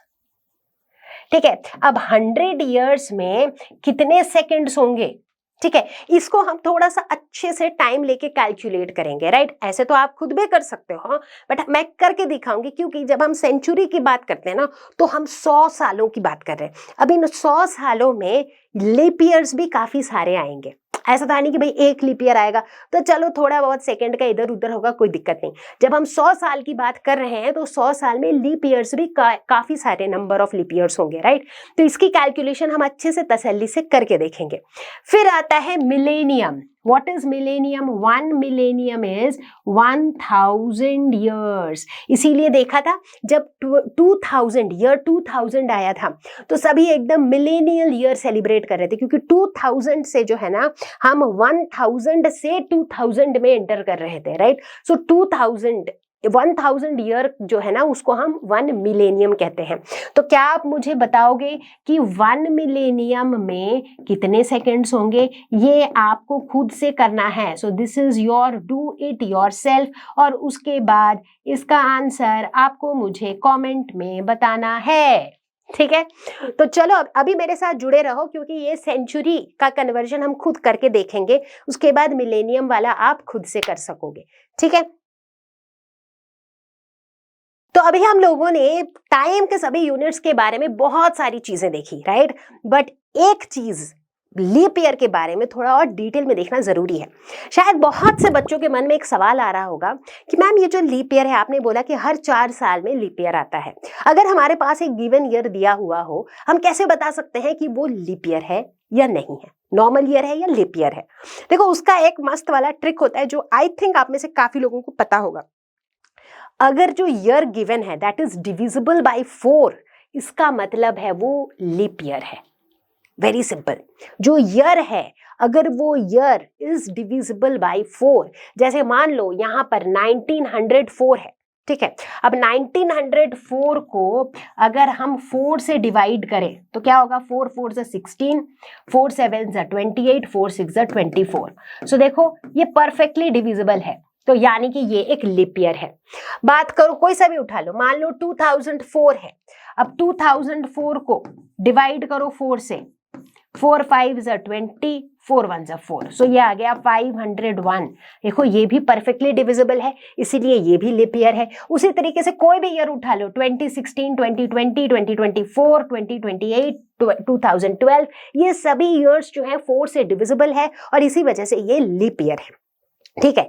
लेकिन यहाँ पर कहानी में आता है एक छोटा सा ट्विस्ट, और वो ट्विस्ट ये है कि अगर हम सेंचुरी ईयर्स की बात करें, सेंचुरी ईयर्स मतलब सेंचुरी क्या होता है, 1 सेंचुरी इज 100 ईयर्स, मतलब अगर हम ऐसे ईयर्स की बात करें 1800, 1900, 2000, इस तरह के सेंचुरी ईयर्स की बात करें, तो वहां पर हम देखेंगे कि वो 4 से डिविजिबल तो होते हैं बट वो लीप ईयर नहीं होते हैं। So this is an exception, very very important, this is an exception to the rule कि भाई अगर हमको 1800 दिया हुआ है, अब 1800 को तुम 4 से डिवाइड करोगे तो 4 4 16, 4 5 20, तो ये परफेक्टली डिविजिबल तो है, ये परफेक्टली डिविजिबल है, लेकिन ये लीप ईयर नहीं है। तो सेंचुरी ईयर्स के लिए लीप ईयर का क्राइटेरिया बदल जाता है।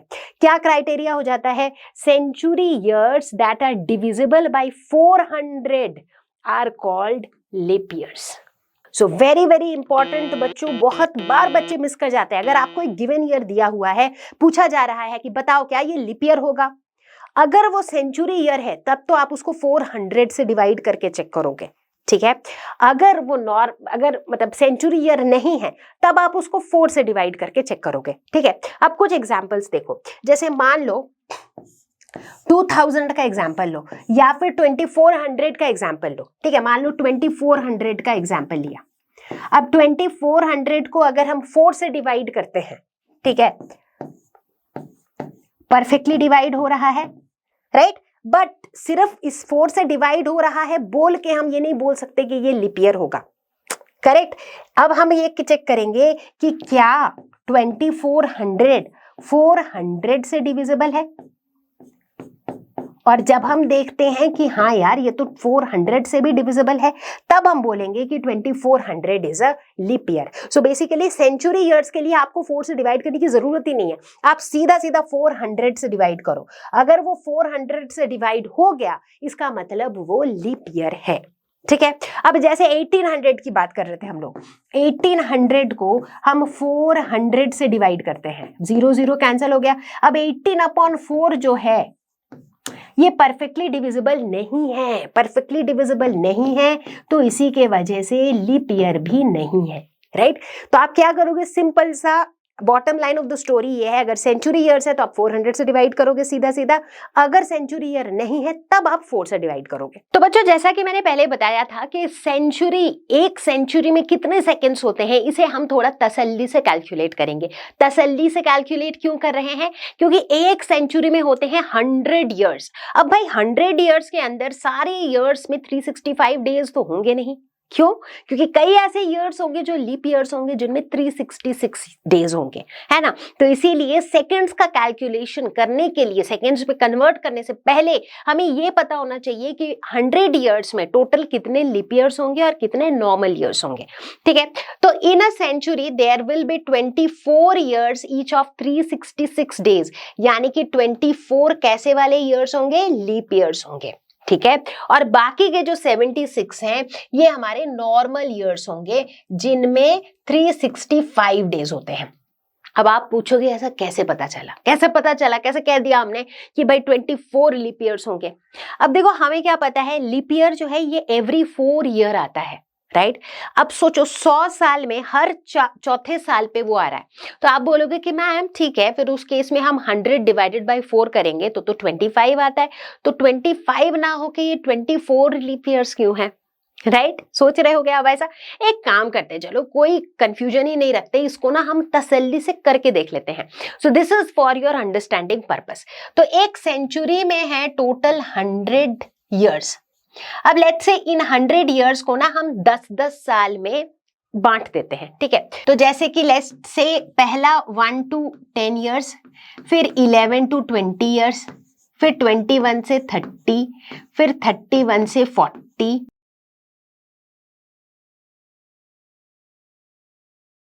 तो ये जो पूरे जो 100 साल थे ना, पूरे जो 100 ईयर्स थे, उन 100 ईयर्स को मैंने 10-10 ईयर्स में मतलब डिवाइड कर दिया है अभी के लिए। अब आप मुझे बताओ पहले साल से लेके 10वें साल तक टोटल कितने लीप ईयर्स आएंगे? क्या करना है? वेरी सिंपल, क्या करना है?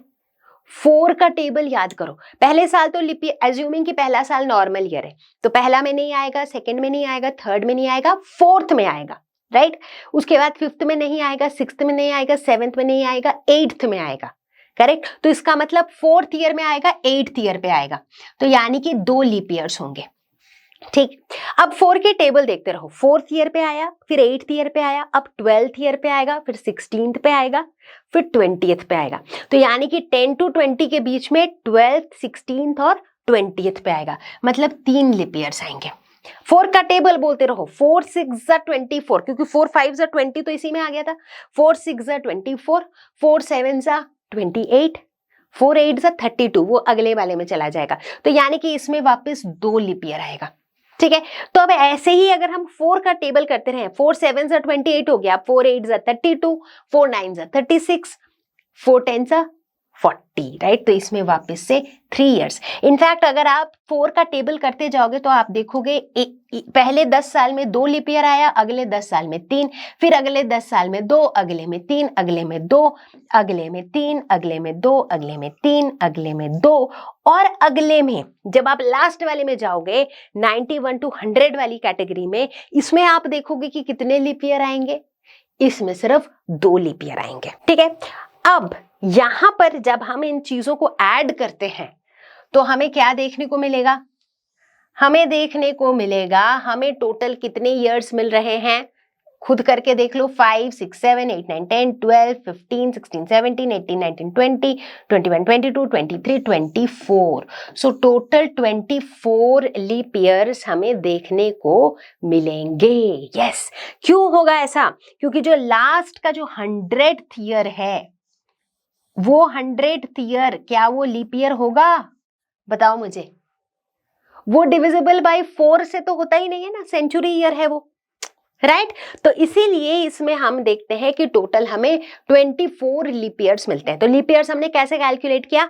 4 का मल्टीपल देखते हुए हमने पता करा कि भाई कितने लीप ईयर्स यहाँ पर आएंगे, ठीक है। तो ये जो है बस आपको समझाने के लिए बताया मैंने, बट अदरवाइज यू नो कि ये सारी चीजें आप एग्जाम में करोगे नहीं, this is just for your understanding, ठीक है। तो अब हमें ये पता चल गया है कि यार एक सेंचुरी मतलब 100 ईयर्स, और ये 100 ईयर्स में क्या है, इसमें है 24 leap years plus 76 normal years, ठीक है। सो 24 लीप ईयर मतलब इनमें क्या होगा, 24 इंटू 366 डेज, करेक्ट।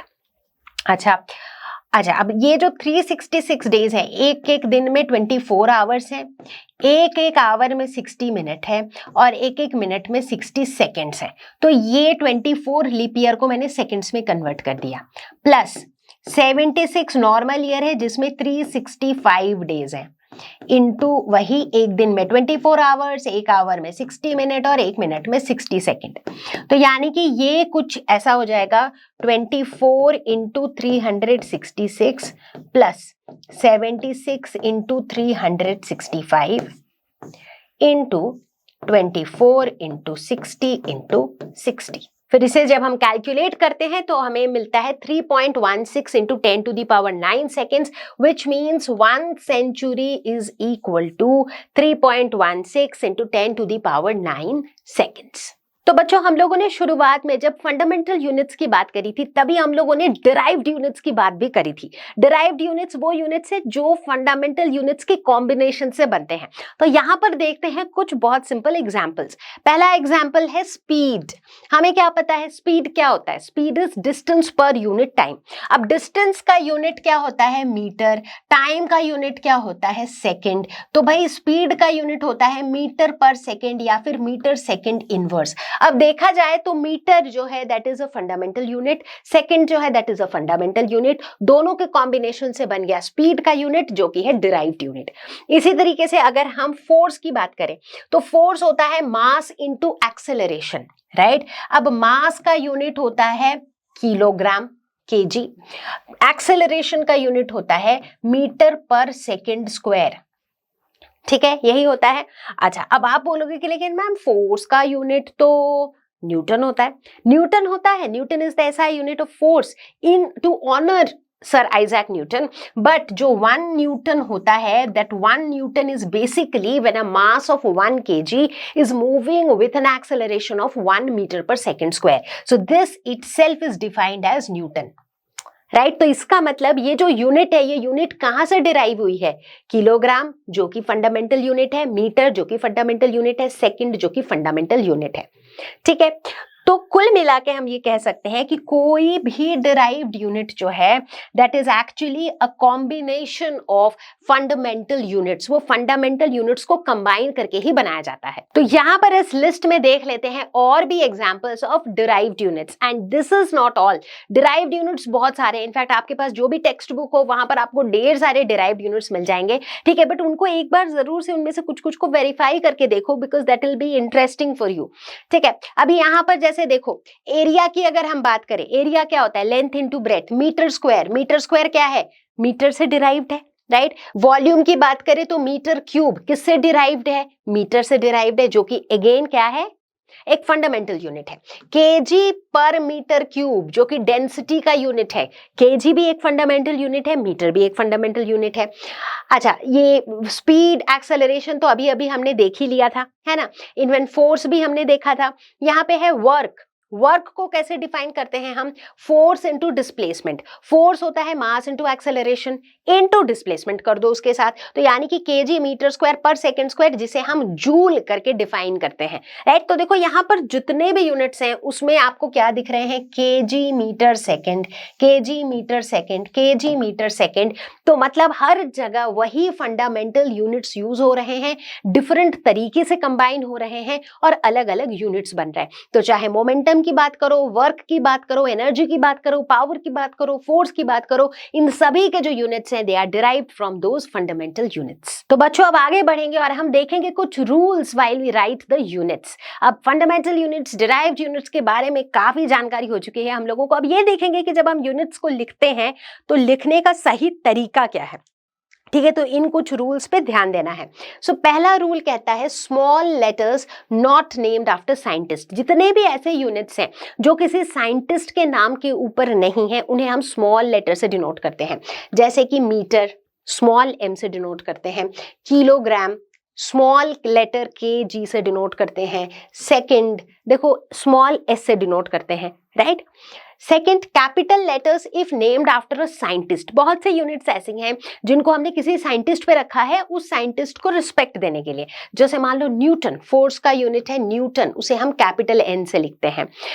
एनर्जी का यूनिट है जूल, जिसे हम कैपिटल J से लिखते हैं। पावर का यूनिट है वॉट, जिसे हम कैपिटल W से लिखते हैं। तो जहां पर हम किसी साइंटिस्ट के नाम पर वो यूनिट रखते हैं वहां कैपिटल लेटर्स लिखते हैं। ठीक है। Number 3, full names should be written in small letters. जैसे मान लो अगर हमें किलोग्राम लिखना है, so this whole thing kilogram should be written in small letters. अगर हमें मीटर लिखना है, अगर हमें सेकंड लिखना है, अगर हमें कुछ भी यूनिट का नाम लिखना है, तो पूरा यूनिट का नाम जो है हम स्मॉल लेटर में ही लिखते हैं। ठीक है। फिर आता है कंपाउंड यूनिट्स। बहुत से ऐसे यूनिट्स होते हैं जो 2 या 2 से अधिक यूनिट्स को कंबाइन करके बनाया जाता है। जैसे मान लो अगर मैं बात करूं टॉर्क की, टॉर्क तो पता ही है ना सबको, हमने फोर्स वाले चैप्टर में पढ़ा भी तो था। जो टॉर्क होता है इसका यूनिट क्या होता है? इसका यूनिट होता है न्यूटन मीटर। न्यूटन फोर्स का यूनिट है, मीटर लेंथ का यूनिट है, राइट। उसी तरीके से अगर देखा जाए तो जैसे मान लो कि स्पीड का यूनिट क्या होता है? Metre per second.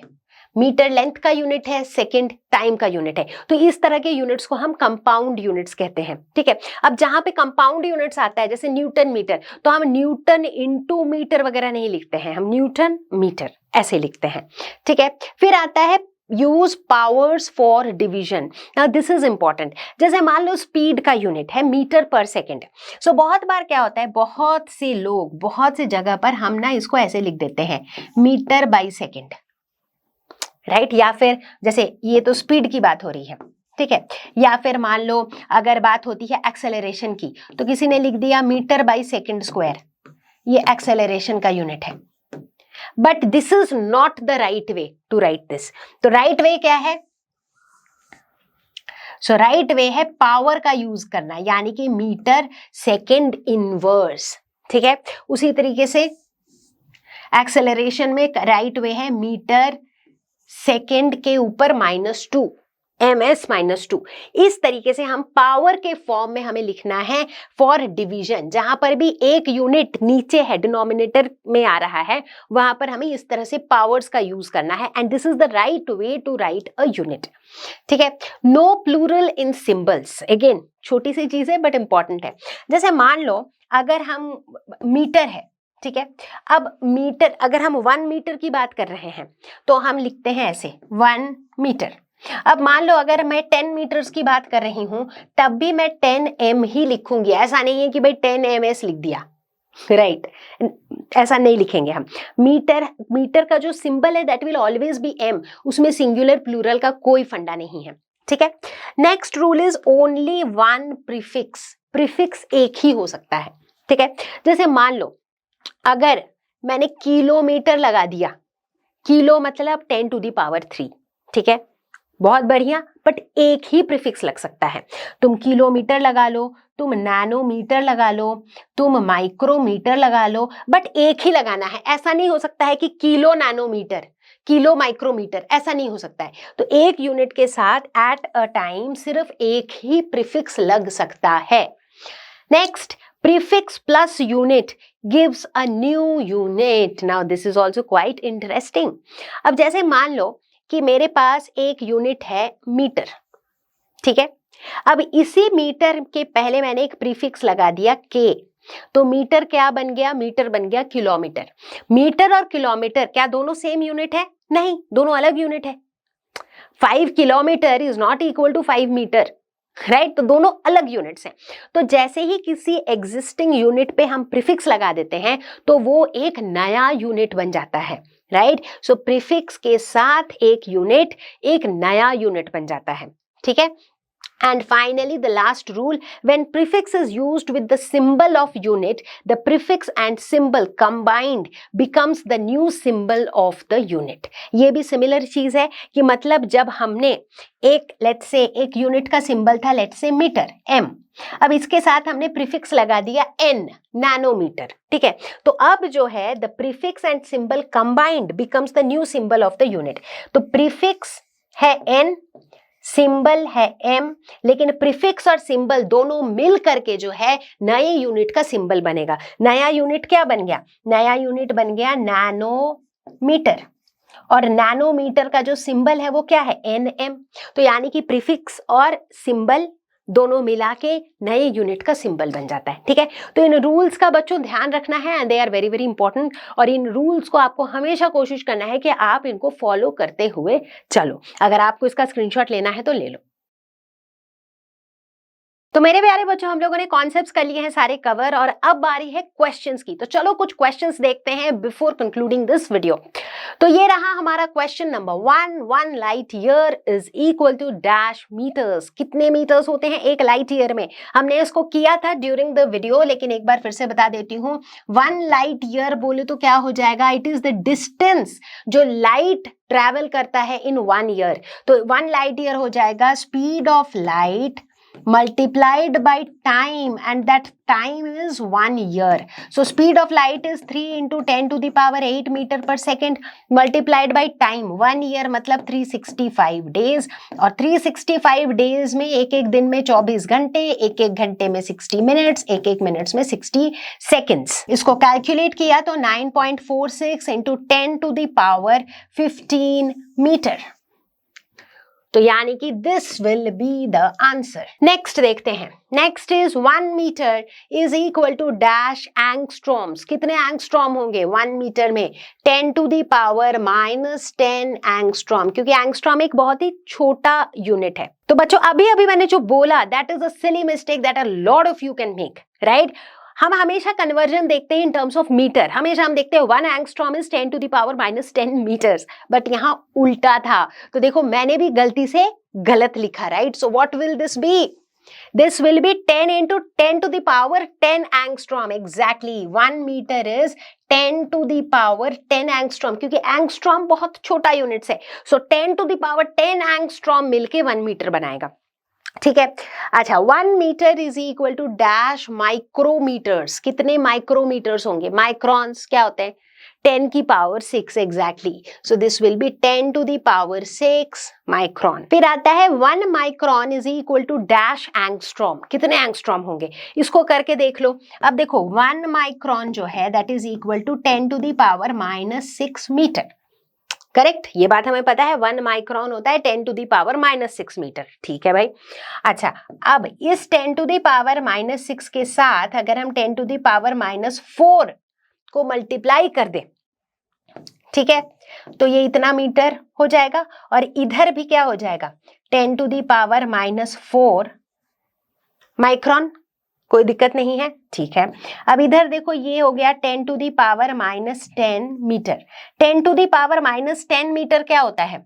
10 की पावर -10 मीटर इज 1 एंगस्ट्रॉम और इधर है 10 to the power -4 micron. So therefore हम लिख सकते हैं कि 1 micron is equal to 10 to the power 4 angstrom. Units के साथ थोड़ा सा इस तरीके से प्ले अराउंड करना आपको सीखना पड़ेगा, इसीलिए जितना आप कन्वर्जन की प्रैक्टिस करोगे उतना आपके लिए अच्छा रहेगा। तो यहाँ पर क्या हो जाएगा आंसर, ये हो जाएगा 10 to the power 4 angstrom. 1 fermi is equal to dash metre. Fermi बोले तो फेम्टोमीटर। फर्मी का मतलब क्या होता है, prefix 10 to the power -15।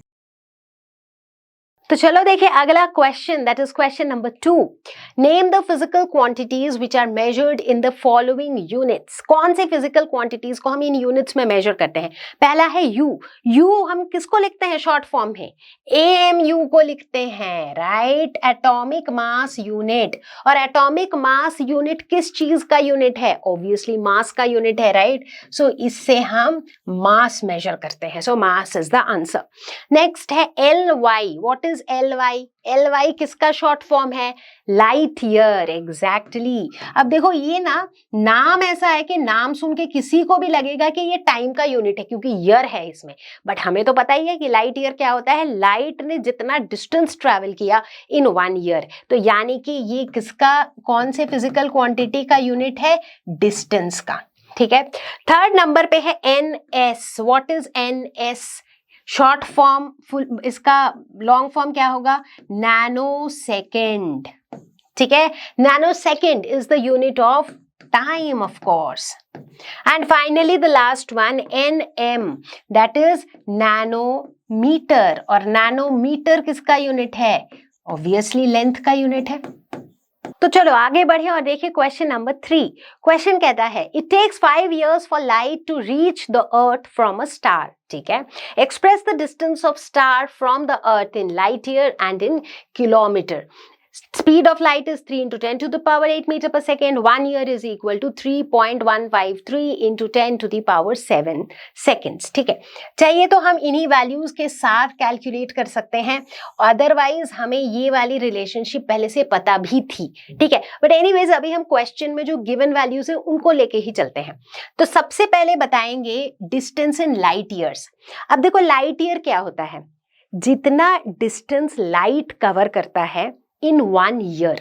Question कह रहा है कि लाइट टेक्स 5 years, तो मतलब लाइट ने 5 years लगाया, right, to reach the earth from the star, right. तो इसका मतलब लाइट को कितना टाइम लगा? 5 years लगा, करेक्ट। तो इसका मतलब है अगर हम डिस्टेंस को लाइट ईयर्स में बताएं, so the distance will be 5 light years। 5 light years कैसे लिख दिया मैंने? क्योंकि लाइट ईयर क्या होता है? लाइट ने जितना डिस्टेंस कवर किया इन 1 year, right, that is light year. यहां पे ये डिस्टेंस कौन कवर कर रहा है? लाइट कवर कर रहा है, राइट। और ये डिस्टेंस कवर करने के लिए इसको कितना टाइम लग रहा है? इसको 5 years लग रहा है। तो इसका मतलब जो डिस्टेंस ये कवर कर रहा है, क्योंकि 1 ईयर में जो डिस्टेंस कवर कर रहा है दैट इज 1 light year, तो 5 years में जो डिस्टेंस कवर करेगा that will B 5 light years, right. तो भाई ये तो सिंपल सा आ गया। अब सेकेंड पार्ट में बोला जा रहा है इसी डिस्टेंस को निकालो इन किलोमीटर। तो मतलब बेसिकली यहाँ पे हमें सिर्फ इसको कन्वर्ट करने की जरूरत है, राइट। हमें क्या पता है?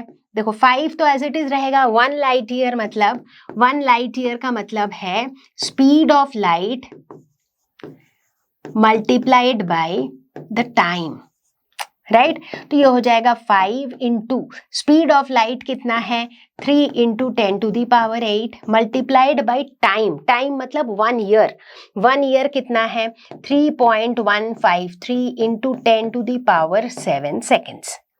ठीक है, अब ये जो डिस्टेंस निकल के आ रहा है that distance is in metre, but मुझे ये आंसर किस में चाहिए, मुझे आंसर किलोमीटर में चाहिए, राइट। सो मीटर को अगर हमें किलोमीटर में चेंज करना है तो क्या लगाना पड़ेगा, एक 10⁻3, तो इसमें जो है हम मल्टीप्लाई कर देंगे 10⁻³ 4.7295 इंटू 10⁻13 किलोमीटर्स। तो अब जो आंसर आया वो आंसर किलोमीटर में आया। ठीक है, और इसी के साथ मेरे प्यारे बच्चों हम लोग आ पहुंचे हैं इस वीडियो के आखिरी क्वेश्चन पे।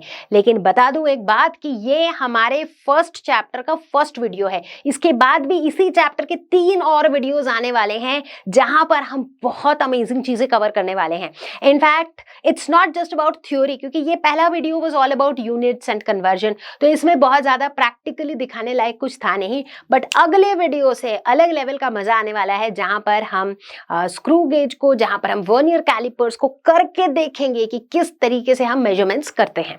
सो anyways let's look at the last question, how are the following derived units related to the fundamental units. तो ये डिराइव्ड यूनिट्स फंडामेंटल यूनिट से कैसे लिंक्ड है, तो लेते हैं हम पहले यूनिट को विच इज न्यूटन। ठीक है, सो न्यूटन किसका यूनिट है, फोर्स का यूनिट है। देखो हम कैसे करते हैं इसको, अब हमें क्या पता है फोर्स क्या होता है, मास इनटू एक्सेलरेशन। अब बताओ मास का यूनिट क्या होता है, किलोग्राम, एक्सेलरेशन का यूनिट क्या होता है, मीटर पर सेकंड स्क्वायर। ठीक है, so basically 1 newton is equal to 1 kg metre per second square. तो ये इस तरीके से फंडामेंटल यूनिट से लिंक्ड है। ठीक, अगला देखते हैं वॉट। वॉट किसका यूनिट होता है, वॉट किसका यूनिट होता है, वॉट पावर का यूनिट होता है। और पावर क्या होता है, पावर होता है work done per unit time, यही होता है। ठीक है भाई, अब वर्क डन क्या होता है, force into displacement, so force into displacement per unit time. Force का यूनिट अगर हम फंडामेंटल यूनिट्स की बात करें उसके टर्म्स में फोर्स का यूनिट होगा kg metre per second square. इसके साथ में एक सेकंड और आ गया, और नीचे क्या है, नीचे क्या है, per unit time, right. Sorry ये आ जाएगा सेकंड इनवर्स, क्योंकि नीचे है ना ये। ठीक है, और इसके साथ में ये s क्या है, दिस इज डिस्प्लेसमेंट, तो डिस्प्लेसमेंट का यूनिट क्या हो जाएगा, मीटर, तो यहाँ पे मीटर आ जाएगा। So basically what will this be, kg metre square per second cube. तो यहाँ पे हम बोल सकते हैं कि जो वॉट है that is linked to the fundamental units in this fashion. Next है जूल। जूल किसका यूनिट है, joule is the unit of work done या फिर एनर्जी, कुछ भी कह लो। अभी अभी हमने देखा वर्क डन क्या होता है, वर्क डन होता है फोर्स इनटू डिस्प्लेसमेंट। ठीक है, अब फोर्स का देखो हमने यूनिट यहाँ लिखी रखा था kg metre per second square, और डिस्प्लेसमेंट का जो है एक और मीटर आ जाएगा, तो यानी कि ये हो जाएगा kg metre square per second square. सो जूल जो है वो फंडामेंटल यूनिट से इस तरीके से लिंक्ड है। And then finally the fourth one which is pascal. Pascal जो है ये प्रेशर का यूनिट है, और प्रेशर क्या होता है, प्रेशर होता है force per unit area. Force का यूनिट क्या है, वहां पे हमने देखा था kg metre per second square, per unit area, area का यूनिट होता है मीटर स्क्वायर, तो यहाँ पे ठीक है। सो पास्कल जो है that will be linked to the fundamental units in this fashion.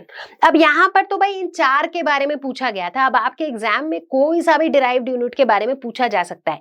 तो I guess with these 4 examples आपने अप्रोच सीख लिया होगा कि किस तरीके से हम इनका रिलेशनशिप निकाल सकते हैं फंडामेंटल यूनिट्स के साथ। तो बच्चा पार्टी इसी के साथ हम आ पहुंचे हैं इस वीडियो के एंड तक, और मैं उम्मीद करती हूं कि आईसीएसई क्लास 9th फिजिक्स का ये पहला वीडियो आप लोगों को डेफिनेटली पसंद आया होगा। मैंने हर एक चीज कवर करने की पूरी कोशिश की है, और मैं उम्मीद करती हूं कि आप लोगों ने ये पूरा वीडियो मेरे साथ देखा होगा। और ये था हमारे पहले चैप्टर का पहला वीडियो। पहले चैप्टर के टोटल 4 वीडियोज आएंगे जो कि एक के बाद एक आते रहेंगे। So watch our videos. अगर आपको ये वीडियो पसंद आ रहे हैं तो प्लीज अपने दोस्तों के साथ भी हमारे इन वीडियोज को शेयर करो। ये सारे के सारे वीडियोज आपको यूट्यूब पर मिल जाएंगे विदाउट पेइंग अ फी। और आपका जो भी फीडबैक है इन वीडियोस पर वो डेफिनेटली हमें कमेंट सेक्शन में लिख के बताओ। एंड मैं आपको जल्दी ही मिलती हूँ एक और धमाकेदार जबरदस्त वीडियो के साथ। तब तक के लिए stay safe, take care, bye bye. Learno Hub एक ऐसा free learning platform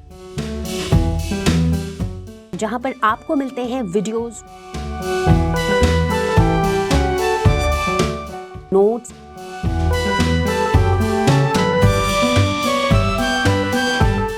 NCERT solutions, sample papers, and online tests absolutely free of cost. लर्नो hub class 11-12 YouTube channel अगर आप या आपके जान पहचान का कोई तैयारी कर रहा है नीट या जेईई का, तो हमारे यूट्यूब चैनल पर है लर्नो हब नीट पे जीत, जेईई पे जीत का complete course absolutely for free. इनमें चैप्टर्स की डिटेल्ड एक्सप्लेनेशंस, लाइव क्लासेस, ढेर सारे क्वेश्चंस और प्रीवियस ईयर क्वेश्चंस डिटेल्ड में कवर्ड हैं। और तो और you can ask all your doubts absolutely for free at ask question section of लर्नो hub. हमारा एंड्रॉयड ऐप भी है। आप 1-on-1 क्लास लेना चाहते हो तो है लर्नो हब स्वयं at a very affordable price. लर्नो hub free है पर बेस्ट है।